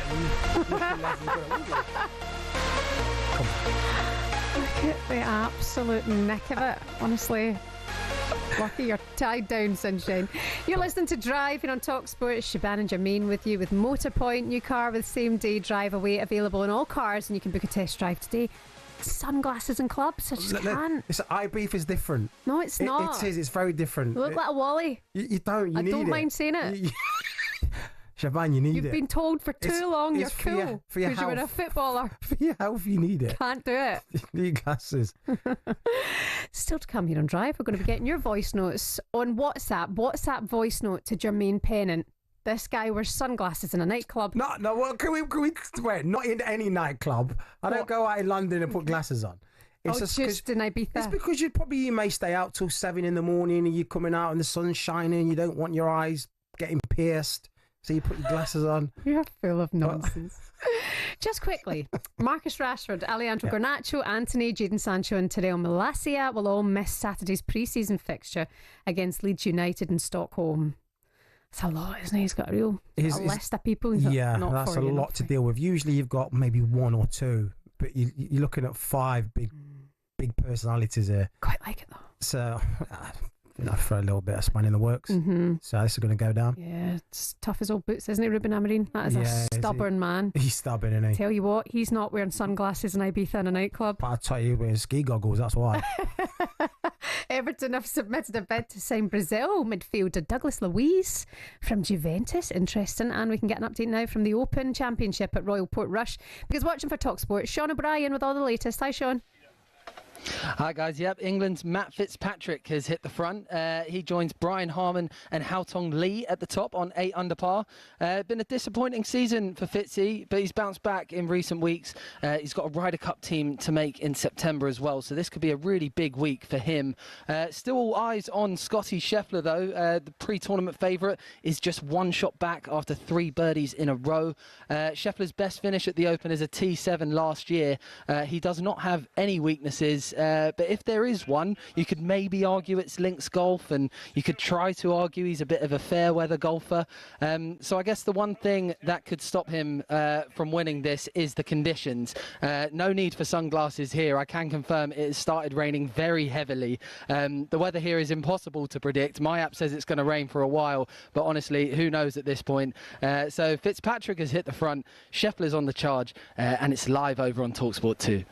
Sean, we all know that Jermaine Pennant will wear sunglasses when it's raining. He's that guy. No, totally not. I can tell. Nah, not me. Do you want to hear something that might give you the ick? What? Apparently, my sister saw my ex on a plane today, and apparently he had his sunglasses on. Did he? Where was he going? Ibiza? No, he's flying into Luton. Oh, no, that's poor. Yeah, what are you doing? No, you don't do that. Unless you've got an eye infection. I'll allow it. But if you're going the other way to Ibiza, then it's fine. And if you're a nightclub, it's absolutely okay. Right, it's time now for this.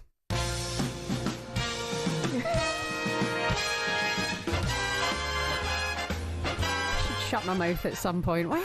If you go to Basharat, you're going to see 90% of the crowd probably with a bit of glasses on. 8:10:89. Is it okay to wear sunglasses in a nightclub? We will make the decision is based on what the listeners have to say. Fair enough.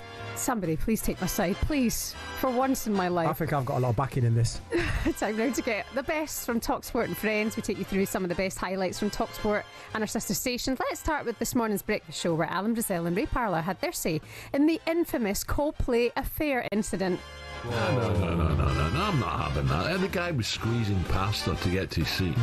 Well, he's got to do well to get out of that one, hasn't he? It just is a bit of fun, can't it? Yeah, well, yeah. That's Shebahn. She's shocking. How unlucky is he, though? I mean, how can that cam go on him? All them people there. See the woman, she's going, oh my God. No. Oh my God. I've lost my house. Oh, but, dear. No, he certainly went missing very, very quickly. Ooh, that could be expensive concert, eh? It could be really expensive. A few quid to watch, but that could be really expensive. We're not helping the situation either. No. It's just the worst way to get caught, Jermaine. What should your man have done in that situation? What he should have done, he should have stood there, owned it, and started waving, having a giggle, and then just took a slow step back and then put his arm around her again and like, buddies, hey, matey, how you doing? Whoa, hey, hi, everyone, woo. There you go. Bosh. Just imagine he just picked it up. But you just, yeah, no, that's just... I don't know her. No. Yeah, that was silly, sloppy. Actually, like pretending she is choking and like doing the Heimlich remover. He could have lifted her up a few times, like she, you know. Could have also looked worse. Yeah, you could have took something else from that. What are these two doing? Oh, yeah, that would have gone down. Honestly, one of the I felt sick for them, to be honest. I was like, what a way to get caught. Yeah, it's like it's going to be an expensive concert. Very, very expensive. Yeah. We're sticking with the breakfast. Is Dean Saunders telling Big Al how he became captain of a sailing boat? Tranmere it was. So I'd go out into the sea, and I was following boy to boy to boy to pass my test. I'm officially a captain. What, one day you passed it? 2 days. Day theory, took and then to get it off the and I had to get it back on. Off the trailer. Well, that's the bit. Unless you can do that, get it off the trailer and know what you're doing, and you got to know the rules and the laws of the sea. Otherwise, you end up sinking. Would you trust Dino to sail across the Atlantic? No. In fact, maybe that's harsh on Dino. Do you know what? Sharp as a tack, Dean Saunders. I'll give him that. I wouldn't trust him. I wouldn't do it. The amount of stories that would get told on that travel. Throw yourself in. Just forget, where's the nearest shark? Come here. There you go. Come and get me, Jaws.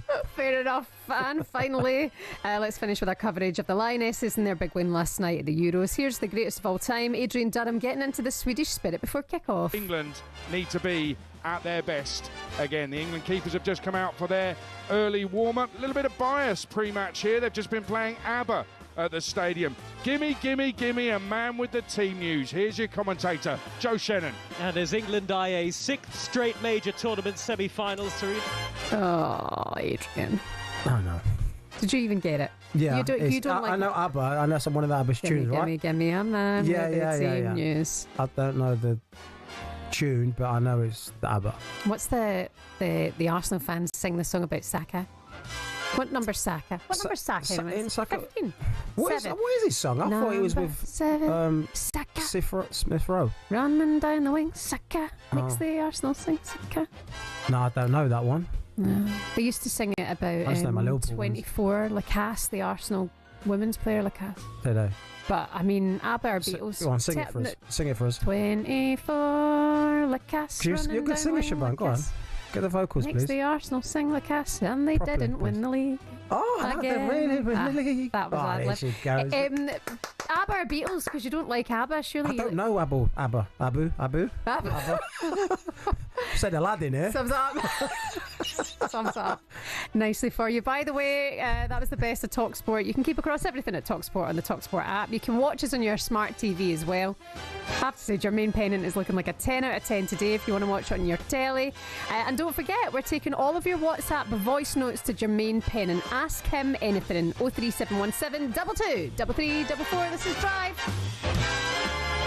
If you put your sail up in Norway on a boat and let it sail, it lands in Sunderland.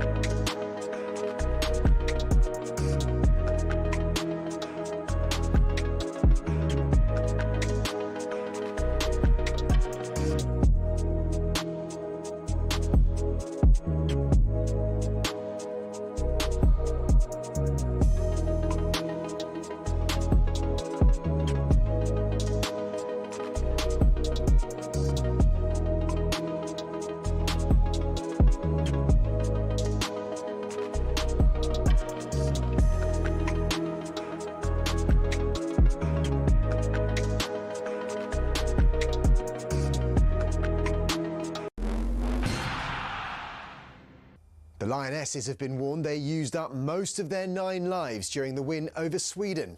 Their performance has been labelled as truly terrible by some, with others stating their disbelief they even made it through at all.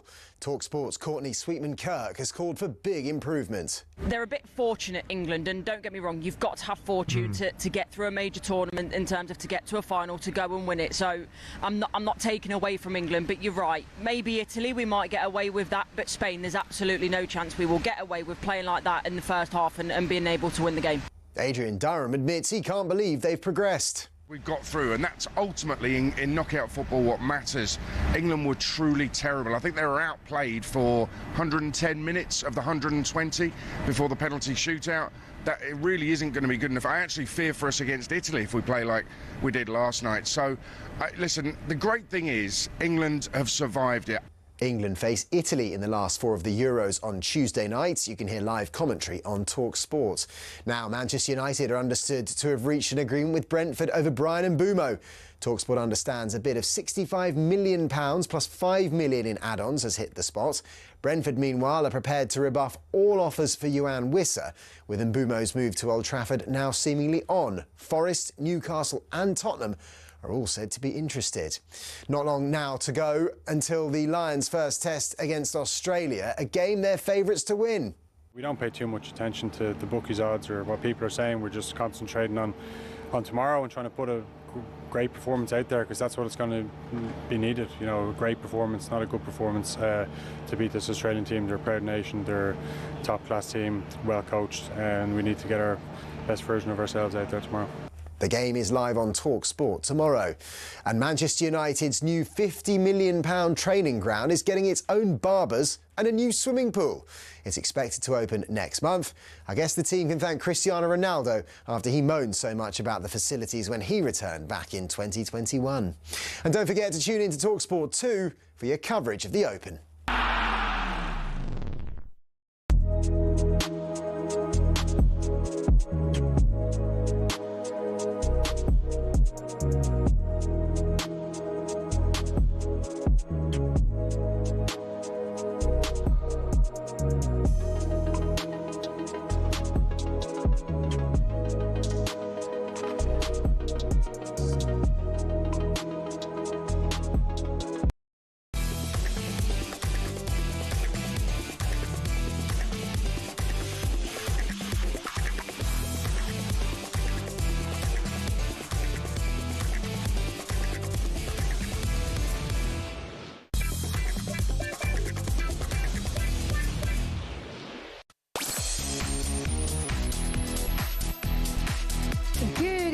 Happy Friday to you. You're listening to Drive here on talkSPORT. It's Shebahn and Jermaine and for Andy Goldstein and Darren Bent still to come for you on the show. We're going to get your voice notes to Jermaine Pennant, 03717 223344. Ask the guy anything. Maybe not for life advice, because he does wear sunglasses in nightclubs. Miles. I need help, guys. I need back in here. Everyone's like, no. Classic gimp. No. Ibiza. I'm just saying. Yeah, I'll get you out of trouble. Come on, guys. Now, Supersonic Saturday is coming up live on talkSPORT. You've got a huge weekend coming up.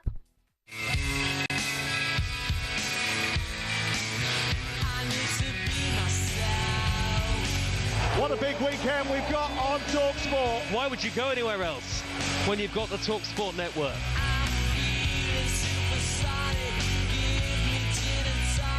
The Lions with some momentum. Mario Itoje has a go. And the try is scored. The shirt is bigger than any individual. It's the pinnacle of our sport. First test in Brisbane.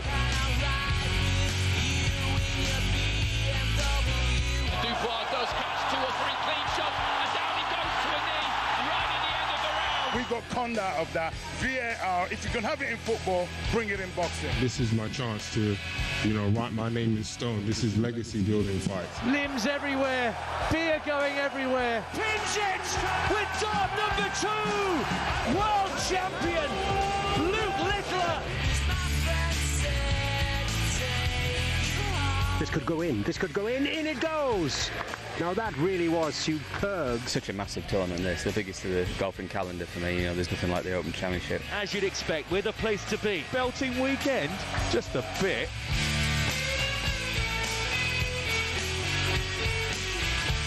Yeah, baby, talkSPORT tomorrow, bringing you Supersonic Saturday, a huge day of live sport. Download the talkSPORT app. You can take us anywhere with you. We've got the Open, the Championship over on talkSPORT 2, so that gets underway at 9 o'clock tomorrow morning. It's there now, live from Royal Portrush on talkSPORT 2, and then 11 o'clock here on talkSPORT, exclusive commentary of the British and Irish Lions, their first test against the Aussies in Brisbane. Looking forward to that. And then 6 o'clock, we're over to Wembley Stadium for Usyk against Dubois for the Undisputed World Heavyweight Championship belts. Looking forward to that. You can watch it in DAZN, by the way, if you're at home in front of the telly. If you're heading out and about, you can take us with you in the talkSPORT app, listen on your radio. And if that's not enough, you've got the PDC World Match Play Darts, get underway from 7 o'clock on the talkSPORT Darts YouTube channel. That's from Blackpool's Winter Gardens.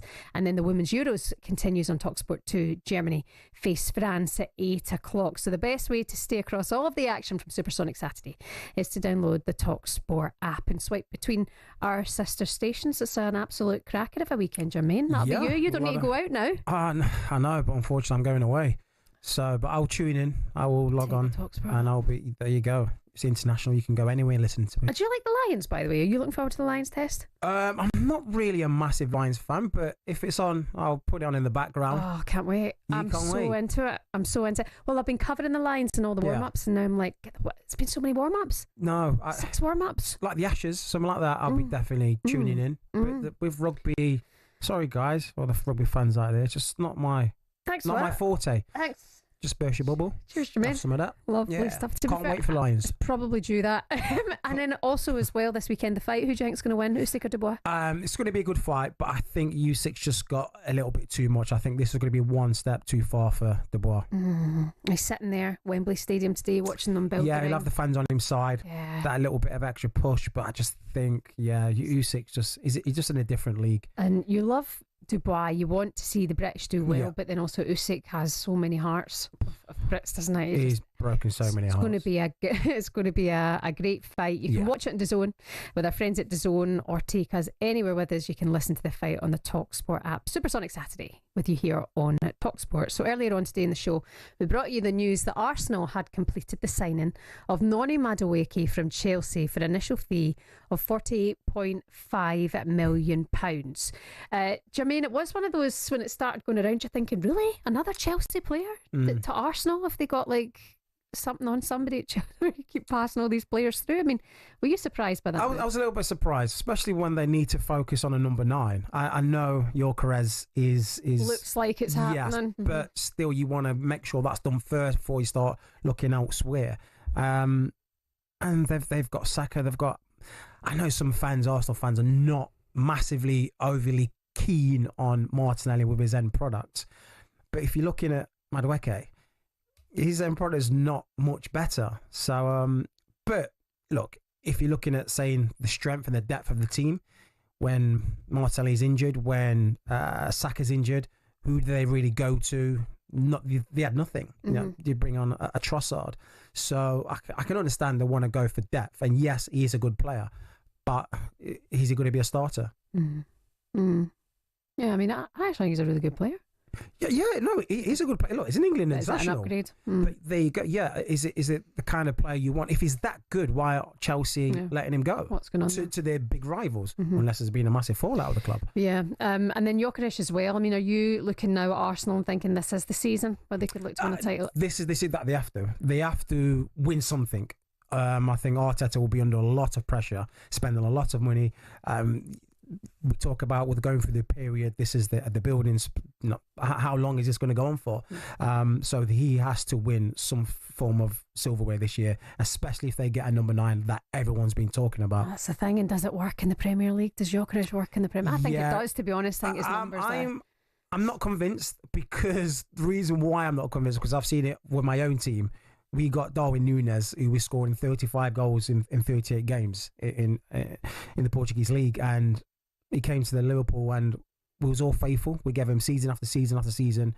Yes, he did well, but he wasn't prolific like he was in Portugal. The Premier League it's a different animal. It's a different beast. The defenders 5 times, 10 times better than what you're going to play against in the Portuguese league. And I'm just, not for me, but Yorker is going to come over and kind of stall because it's just a big step up in this league. I think he'll be a new Haaland. Oh, do you? Yeah. Well, that's a big shout. Mm-hmm. You think Yorker is going to be big Haaland? His job is to score goals. I mean, 97 goals in 103 games for sport. You cannot take away that he's done his job, and I think with how going into that Arsenal side, I'm worried. I'm worried to be honest. Yeah, he's going to get opportunities. He's going to score, but he was at Brighton, didn't play. He was playing at Coventry.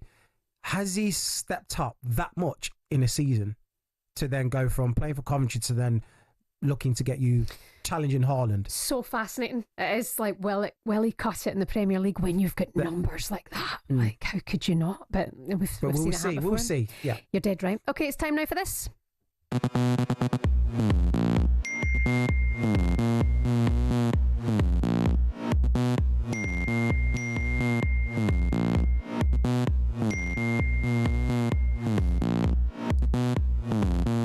Yes, you're listening to Drive on talkSPORT. It's What's Up, Pennant, where we give you the floor to ask former Billericay Town winger Jermaine Pennant. Why that one? Out of all those 14 clubs, why that one? Listen, don't forget where you come from, Jermaine. Producer, words after this. Ask him absolutely anything you want. You've been sending in your voice notes, 03717 22 3344. It's time now to hear some of the best. Let's start with this. Tommy, the Watford fan here. I just want to know how your loan spell was for you at Watford back when you were younger, and what you think our chances are for promotion this season after a busy transfer window. Cheers, Jermaine. Lovely. Oh, well, Tony, I would say, I thoroughly enjoyed it on multiple reasons. Gianluca Violi was the manager at the time as well. What a guy. Mm-hmm. Great footballer as well. And I think I came on loan when I was 18, maybe 19. And it was my first, literally, outing playing first team football. And being at Arsenal, I didn't have to move anything, so everything was perfect. We had a good little team. My mate was playing for us at the time as well, from Arsenal, called Paolo Venazza, who's a big agent now. So yeah, I really enjoyed it. Where did you finish that season?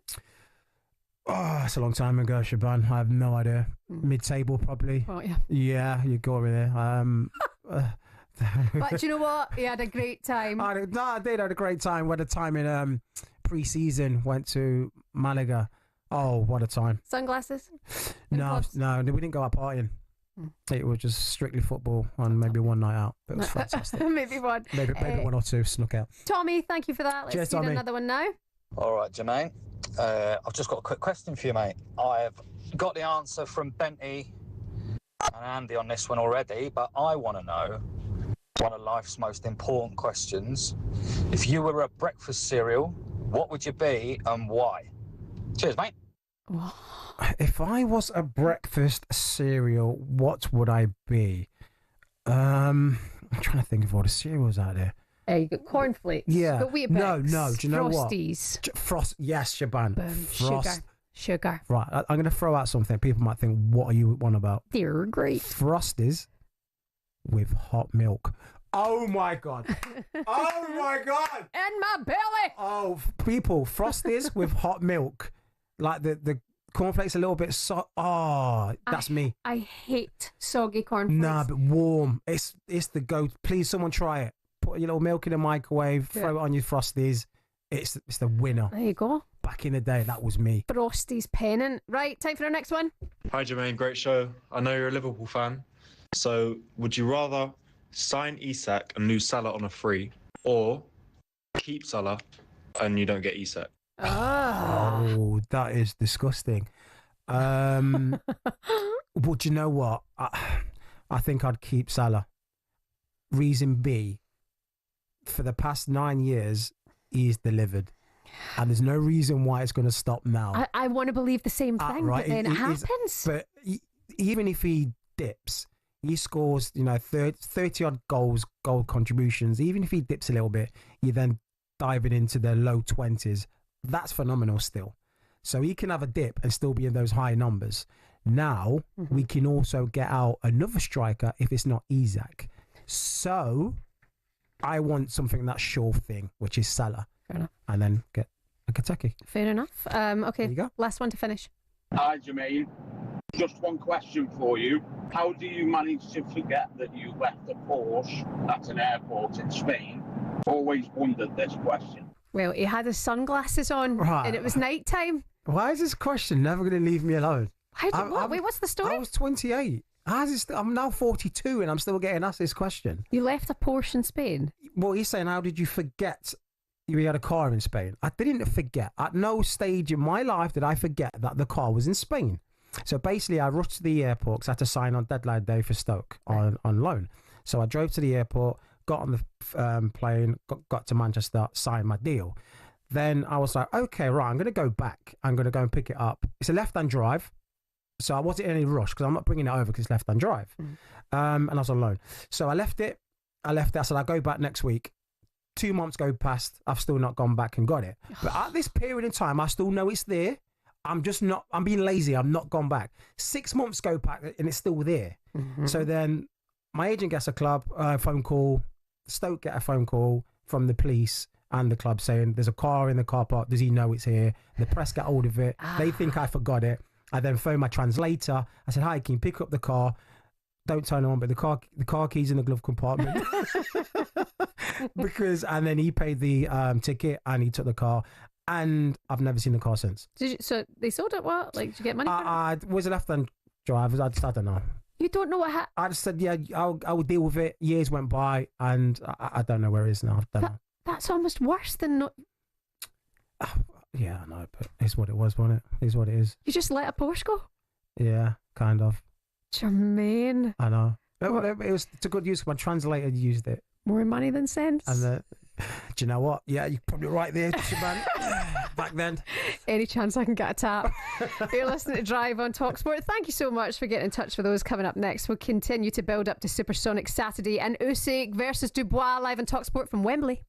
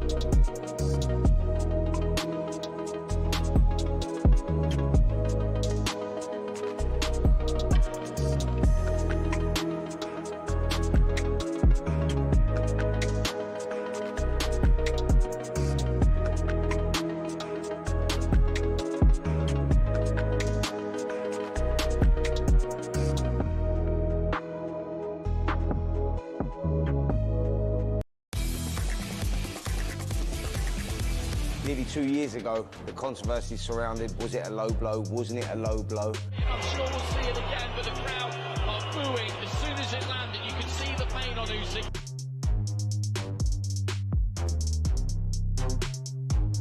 This is what I want, and now we're getting it. It's a big show, and yeah, we're gonna put it right. Gets Dubois going, and now Dubois coming back.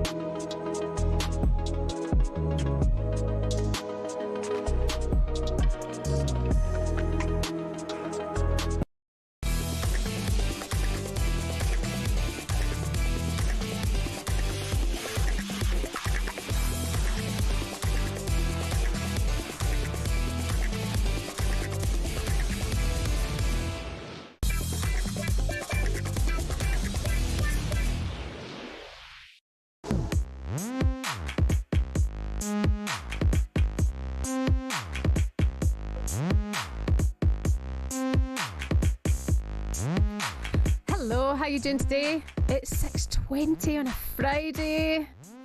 It's a good time. It's a good time of week. Good time to be alive. Good time of week. You're listening to Drive on talkSPORT with Shebahn and Jermaine, and for Andy and Benty. With Motorpoint, thousands of cars, all at unbeatable prices guaranteed.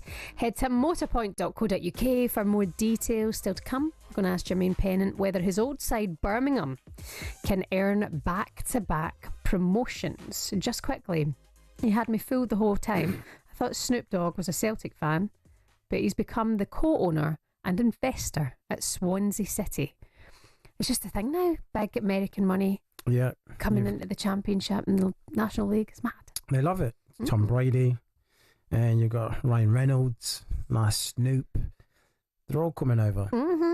Sean Longstaff is set for a big move to Leeds United. That would end an 18-year association with boyhood club Newcastle. What do you think about that? It's sad when you leave your team, your boyhood club. It is sad. It's like when I left Liverpool, it did hurt, but you got to put your career first. 18 years. Yeah, so it's a long stint. He's seen it all with Newcastle. Now to move on, but sometimes you just got to put your career first. And good luck to Sean. Yeah, good luck to you, pal. Yeah. By the way, Matt Fitzpatrick is sitting top of the leaderboard at Royal Portrush. It's live for you on talkSPORT 2, and Sean O'Brien is here with a look at the latest. Oh, Matty boy, Matty Sketcher's doing well, Sean. Yeah, Fitzy's top of the leaderboard. He's absolutely flying. Birdie at 10, birdie at 11, birdie at 12, and just now birdie at 13. 4 in a row. And yes, the Yorkshireman is absolutely flying. He's hit 10 under par, leads by 2. And Shebahn, everyone always says the English boys should thrive in open conditions, but it hasn't really worked out that way for years. Fitzy's never finished inside the top 10 at this event. He admitted yesterday he doesn't like playing in the rain, and it is absolutely chucking it down here. But more broadly, last 2 winners have been American. Last English winner was Sir Nick Faldo in 1992, so that's 33 years since an Englishman lifted the claret jug. So yeah, it's early days, but Fitzpatrick is a major winner. He's hit the front here.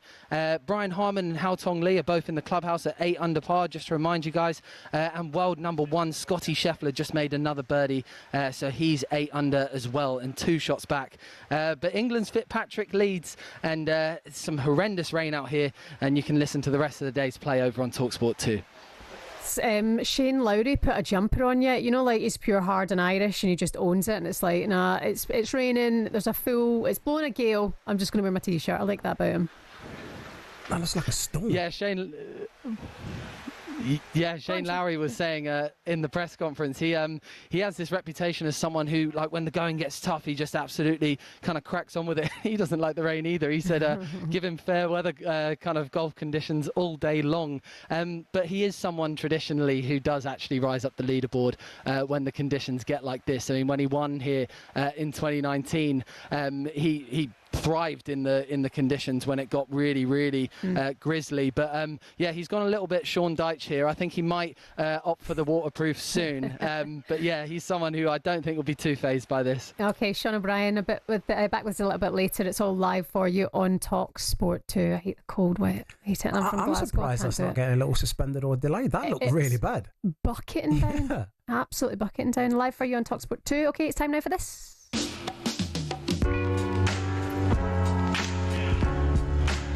Y'all, it's Darren Bent. Benty's EFL Corner, where usually Mr. Darren Bent would take a look at the big stories from up and down the football leagues, but since we're joined by former Birmingham winger Jermaine Pennant, we thought it'd be good to get his thoughts ahead of the new EFL season kicking off soon. The Blues will of course be looking for back-to-back promotions and have certainly been very busy in the transfer market this summer. They've brought in Damari Gray, Masai Samuel, as well as loan signings for Tommy Doyle and Wolves goalkeeper James Beadle from Brighton as well. Good signings there. Busy stuff. I mean, yeah. What are you making this so far? I'm happy because look, Birmingham are a huge club. Definitely deserve to be in the Premier League. Fan base is crazy, very passionate, and I love my time when I was there. They, I warmed to them. They took to me. I was very grateful. didn't go too well. We got relegated, but apart from that, I loved it. But the signings that they have made is making a statement. I think Demarai Gray is definitely Premiership standard still. I mean, it's a lot on wages. I mean, yeah. How do you feel about the way they're going about it? Is this just preparing big money? And... Yeah, listen, if you've got the funds, if you've got someone backing you to be able to pay these kind of wages to get some good talent in, then why not? Because you're seeing the big boys do it in the Premier League, you know, massive fees, big wages, and to compete, you have to. So if they want to get back into the Premier League, and they've got to attract the better players. But all these players they're bringing in, and decent signings as well, are they not putting pressure on themselves, like a lot of pressure to get a back-to-back promotion? You're always putting pressure on yourself. So, you know, making marquee signings, you're putting pressure on yourself all the time. And spending, you are putting pressure. But it depends how deep Birmingham's pockets are. It depends how far the American owners want to go. But they're putting themselves in a great position. They was fantastic in League One, so they should be. And, you know, can they continue that trajectory in the Championship? And like I said, signings they made. Doyle, I think, fantastic player at Wolves. He didn't look out of place in the Premier League. We know the Championship's very tough with the amount of games and, you know, no rest. Saturday, Tuesday, can they handle it? So yeah, I'm very optimistic, and I'm sure if you speak to Birmingham fans as well, they'll be saying the same, that on the back of last season's performances, we should be at least minimum getting in the playoffs. Mm-hmm. Do you think they will? Yeah, I think they will. Okay. For sure. Like I said, I watched them quite a bit last season, and it was impressive. And like I said, they will make more signings. They're not going to stop now. They're definitely going to make more and only get better. So I think they'll make the playoffs. Okay, fair enough. Okay, you're listening to Drive on talkSPORT. Coming up for you, we're going to speak to Topsy Ojo. He's coming up at 7 o'clock tonight here on talkSPORT. We can talk to him about the first test for the Lions against the Aussies. That is tomorrow here on talkSPORT at 11 o'clock. We're also going to ask Jermaine how he sees Liverpool lining up next season. But time now for no Googling. We want to know, if you made an all-time Premier League table out of 51 teams who have ever competed in it, already I'm lost, who would be bottom of that league? If you made an all-time Premier League table out of the 51 teams who have ever competed in it, oh my God, I can't even read anymore. I'm Are you frazzled? If you made an all-time Premier League table out of the 51 teams who ever competed in it, who would be bottom of that league? Yeah. Let's come back after the break. Yeah. Bring back Andy Goldstein. This is Drive.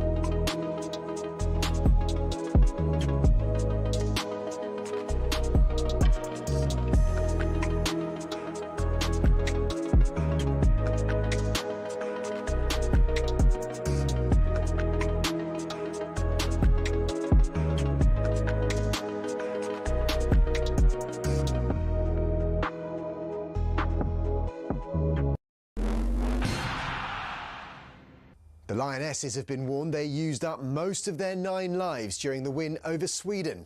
Their performance has been labelled as truly terrible by some, with others stating their disbelief they even made it through at all. talkSPORT's Courtney Sweetman-Kirk has called for big improvement. They're a bit fortunate, England, and don't get me wrong, you've got to have fortune to get through a major tournament in terms of to get to a final, to go and win it. So I'm not taking away from England, but you're right. Maybe Italy, we might get away with that, but Spain, there's absolutely no chance. England face Italy in the last 4 of the Euros on Tuesday night. You can hear live commentary on talkSPORT. Now, Manchester United are understood to have reached an agreement with Brentford over Bryan Mbeumo. talkSPORT understands a bid of £65 million plus £5 million in add-ons has hit the spot. Brentford, meanwhile, are prepared to rebuff all offers for Yoane Wissa, with Mbeumo's move to Old Trafford now seemingly on. Forest, Newcastle and Tottenham are all said to be interested. Not long now to go until the Lions' first test against Australia, a game they're favourites to win.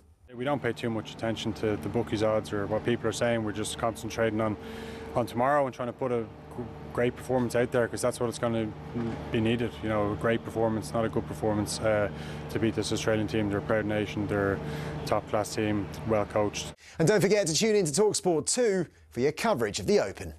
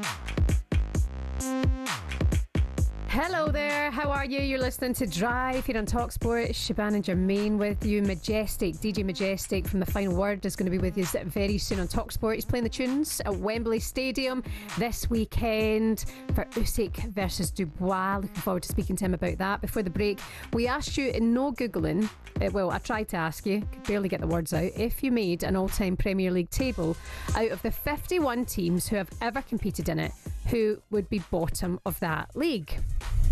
You had a number of guesses, but you were miles off it. And then my little clue helped you out. Double relegation. Double relegation. You know, very sad. It is Luton Town FC. It was Luton Town FC. It was indeed. Just one season in the Premier League, 26 points. I don't feel good about reading that out, and I want to apologise to everyone in Luton because I married a Lutonian. Sad. Do you know when I was pregnant? Some teams are just meant for the Premier League. Some teams aren't. Yeah. Just one of those things. Don't be nasty. I'm not. Don't be that guy. I like Luton. Great airport. I like Luton. I don't like Watford. I like flying from Luton. It's near my house. When I was pregnant, yeah, my husband, I was sent to Watford Hospital and registered there, and my husband registered me at Luton. Why? Because he doesn't like Watford. That bad? Well, he's Luton. Watford's all right. Watford, Luton, same thing. Nonsense rivalry. You're listening to Drive here on talkSPORT. Following us, Topsy Ojo is here at 7 o'clock for the Transfer Insiders alongside Harry Symeou. He's also going to be joined by former British and Irish Lion Alex Cuthbert from 8 o'clock. They've got a preview show looking ahead to the first test against Australia, live on talkSPORT tomorrow at 11 o'clock. And then 6 o'clock here on talkSPORT, it's Fight Night. We're at Wembley Stadium. You can watch it on DAZN if you want, or stick with us here on talkSPORT for live commentary of the undisputed world heavyweight title fight between Alexander Usyk and Daniel Dubois. British heavyweight Dave Allen is going to be part of our team as well. And of course, every massive fight needs a world-class DJ. So welcome to Drive, DJ Majestic. Hi, Madge, how are you? All right, gang, how are you? Yeah, good. You look good. Cool as a cucumber. Where are you going? You're in a taxi? The rehearsals are now done at Wembley, so I'm now off to the Indigo 2 inside the O2 to support Daniel O'Reilly, Tom Davies, and a whole heap of comedians doing a wicked night for stand-up comedy for a men's mental health charity. So that'll be a lot of fun. Very good. Good for you. You look well, by the way, Madge. I hope you don't mind me saying. Thank you. I've just come out of the gym after all the manic stuff of this week. JP, I've seen you've been boogieing in Ibiza over the last week or so. Yes, sir. I think I just missed you, or was you out there when I was there, Madge? I was in Ibiza for 11 hours on Wednesday, Shebahn. Oh, Madge, I don't know how you do it. I hear your final word, he literally lands and then gets a quick taxi across the city and he's on air and then he gets back to the airport. I don't know how you do it, Madge. Well, I don't know how you do those early mornings, so you can feel my pain of interrupted sleep. But listen, tomorrow we won't be sleeping, of course, because it's the big one at Wembley Stadium. It's going to be a full house again. And, you know, of course, the coverage of talkSPORT is top-notch. And it sounds electric on the radio. It's even more electric in the flesh. And I'm excited, so excited for this one. Madge, are you the DJ for the walkouts, for the everything that goes on? So, yeah, I am the musical director almost of these fights. So it's a lot more than just playing tunes. Yeah. Like I've put together Daniel Dubois' ring walk for him. It all started with my relationship with Tyson Fury. Ever since Tyson had his comeback fight back in 2018, I was doing all Tyson's ring walks. And, you know, I'd safely say that between myself and Tyson, and it was always directed by Tyson with, you know, me aiding in pieces here and there. But we changed the game when it came to ring walks. People used to come out to a tune. Now ring walks are 7-8 minutes long. Yeah. It's so part of the show, and I'm here for it because I think it adds to the show. You know, we go back to the Tottenham Hotspur Stadium back in April when it was Eubank and Ben, and that moment with Chris Eubank Senior joining his son on stage, and we changed the ring walk last minute. It goes down in boxing history, and for me to be a part of it, it's so special. And you know, so tomorrow not only will I be playing the tunes, but Daniel Dubois' ring walk, which has been directed by Daniel and his father, who has a big part in choosing the music and that. He's got good taste in music, Dubois Senior, for sure. Can you tell us any of the tunes? Or is that secret? Well, let's just say, and I know me and JP had a good discussion about music the other week on the Sports Bar Weekender, is JP will be on the dance floor for this ring. Oh, this one is, well, I'll be cutting rug. It's got to be ABBA. You will be. I'll tell you what, all I'm going to say is if you know the dance moves to it, then get off your seat at Wembley and at home and join in, because it's going to be. Listen, Shebahn, it is the summer holidays, isn't it? Here, by the way, what tune that would be? Madge, do you get nervous at all? Daniel Dubois, Saturday night. See it now. Imagine coming out doing the dance moves as well. Do you know what? In terms of nerves, there's a lot of pressure because it's all on my cues, and you know we are being directed to by the worldwide producer in the comms and stuff. And you both know from doing TV and radio, when someone's in your ear, it's quite off-putting. So I don't get nervous. I don't want to mess it up for anyone. And the thing is, I thrive off the energy, and I like to do things on the fly. I remember last time I was at Wembley. They put Emma Bunton on the screen, and luckily, somehow, it's not that I played at Schweier in Ibiza, but I did have Spice Girls Wannabe on the stick. Love that. So as soon as she was on the screen, I played Wannabe, and I've never heard a reaction to a record like I had for that one. It was pretty spectacular. Madge, I know Shebahn wants to ask this question, but I'm going to jump in there, right? Because I can see you've got sunglasses on our monitor here. Before you answer this question, just think about our friendship. You know, we're friends. We're friends and all that. Is it okay to wear shades, you know, a nice pair of glasses, you know, Ray-Ban of sorts, in Ibiza when you're going out? No, in a nightclub. Okay. You've just forgotten the key bit of information. Madge, what do you think? In a club in Ibiza. Madge, what do you think of the punters wearing the glasses in the clubs? In Ibiza. You know what it is? It's part of the look, innit? It's like, you know, a good pair of shades. Told you, Wally. No, wait, let him answer it, Shebahn. It adds to the look. You know, I know, like, for example, I was doing an interview the other day in my other world, being a music broadcaster with a very big music producer in MK. And I just had 11 hours in Ibiza. I'd been to the funeral in Glasgow the same day, and I'd had no sleep. So I wore sunglasses during the interview because, you know, my eyes probably looked very red. So there are reasons to wear sunglasses. Perhaps. It's not for the general look or the aesthetic look. It's to how your eyes are going to look, how your eyes may be after 10 hours of partying. You know, it's to... You're full of That's what it's for. It's not to go with my outfit. It's to protect my face as though my eyes could be rather closed. Tell you what you look like. Shebahn, are you anti-glasses in the club then? Yeah, of course. You So look am like I. a complete... So am I. I am too. Of course. Not in Ibiza. I'm anti-glasses in the club. Not in Ibiza. Of course.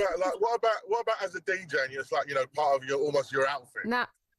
Because you can't see anything. The club is dark. So the fact that you've got glasses on, you just look like a You got all the strobe lights, Shebahn, it's bright kicking off. You just... All right. Listen, honestly, you try to kid a kidder. You are, Listen, both of you are.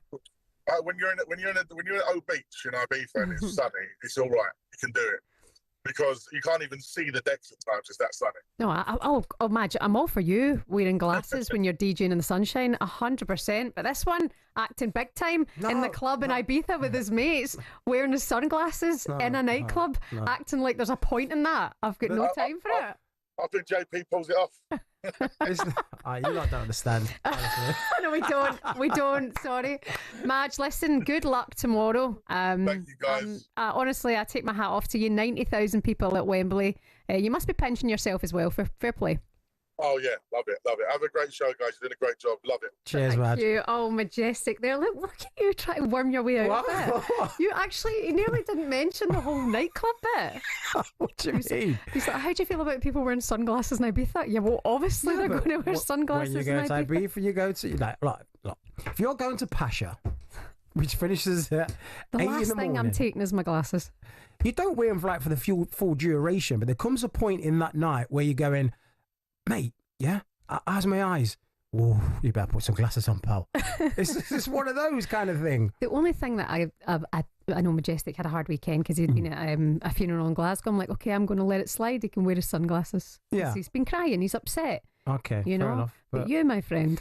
Okay, I'm checking my DMs after this. I know I've got a lot of people backing me on this one. Trust me, it ain't girls saying you look cool. I don't want to look cool. It's not to look cool. It's to protect an image. Jermaine, I saw the pictures. You and Genus and your mates, all your sunglasses on in a nightclub. Zero game. How?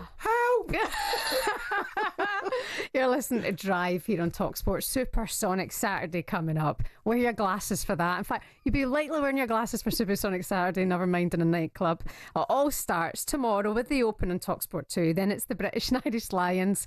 First test against the Aussies here at 11 o'clock on talkSPORT. Can't wait for that. And then we're off to Wembley. You can watch it on DAZN for the undisputed World Heavyweight Championship fight between Dubois and Alexander Usyk, and that's live on talkSPORT as well. Download the talkSPORT app. You listen to Drive.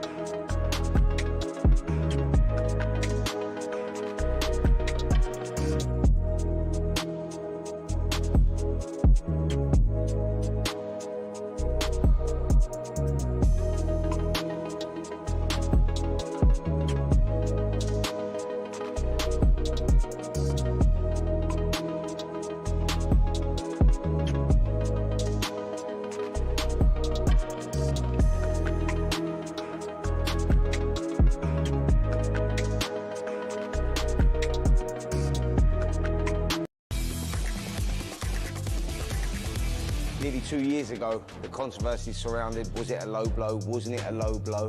I'm sure we'll see it again, but the crowd are booing as soon as it landed. You could see the pain on Usyk.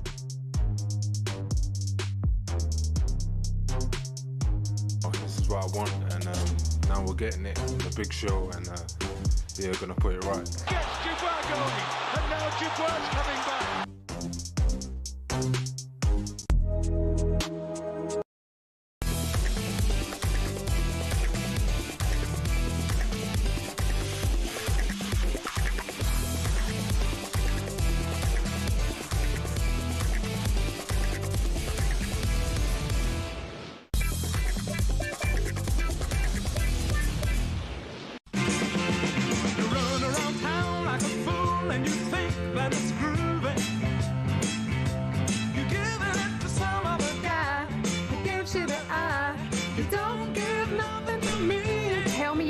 Ocean. I like Billy Ocean. Big fan.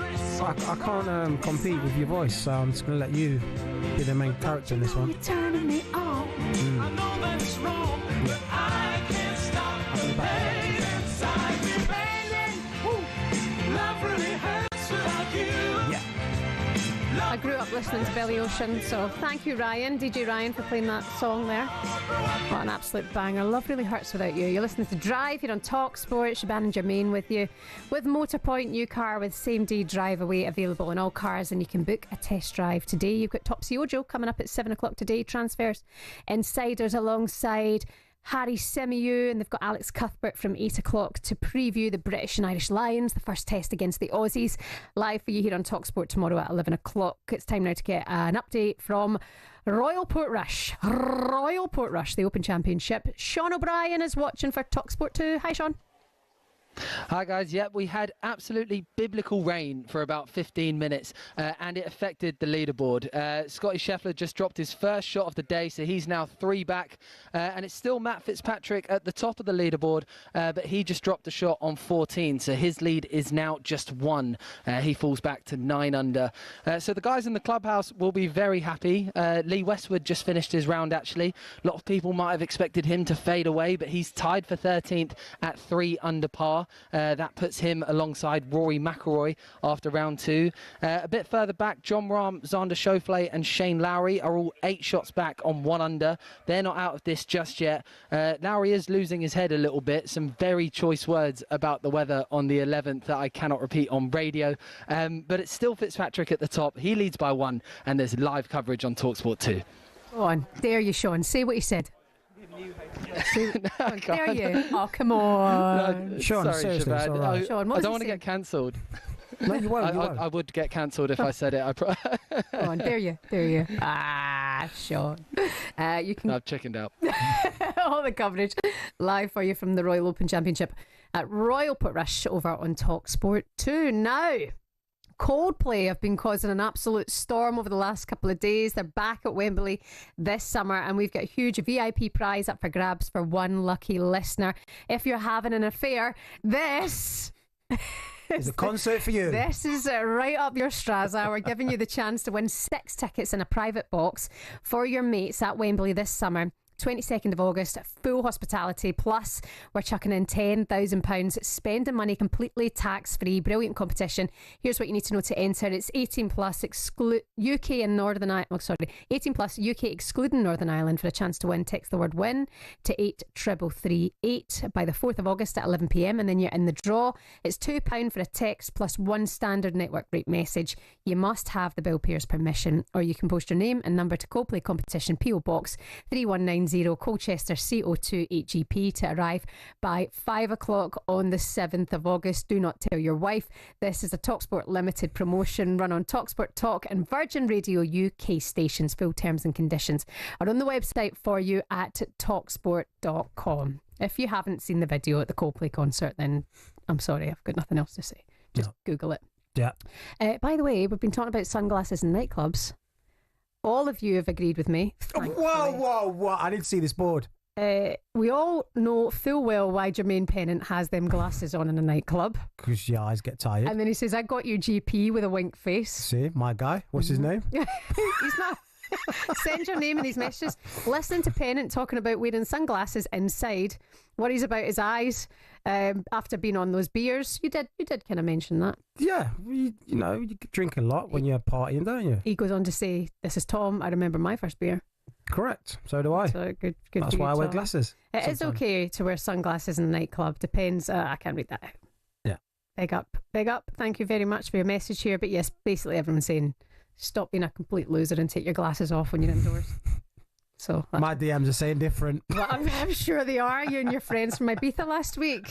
You're listening to Drive. Jermaine Pennant, the former Liverpool winger, is with us today. So it's only right that we discuss the chances of Liverpool winning back-to-back Premier League titles. The club are in advanced talks to sign Eintracht Frankfurt striker Ugo Ekitike in a deal worth more than 70 million. They've already spent around 185 million so far this summer on Florian Wirtz, Frimpong and Kerkez as well.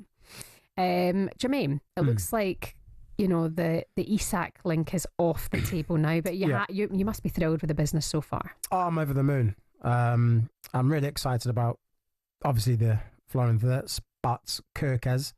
I thought he was amazing at Bournemouth.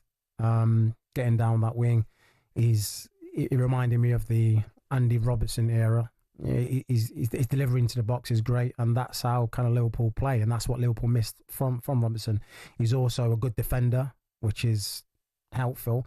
And with Frimpong, yes, we're going to lose the vision of Trent, the ball passing of Trent, but what we think we gain a better defender, a defender that's a bit more pacey than Trent, and also someone who's good going forward, as in dribbling, getting into the box, finishing, because he was a winger at one stage.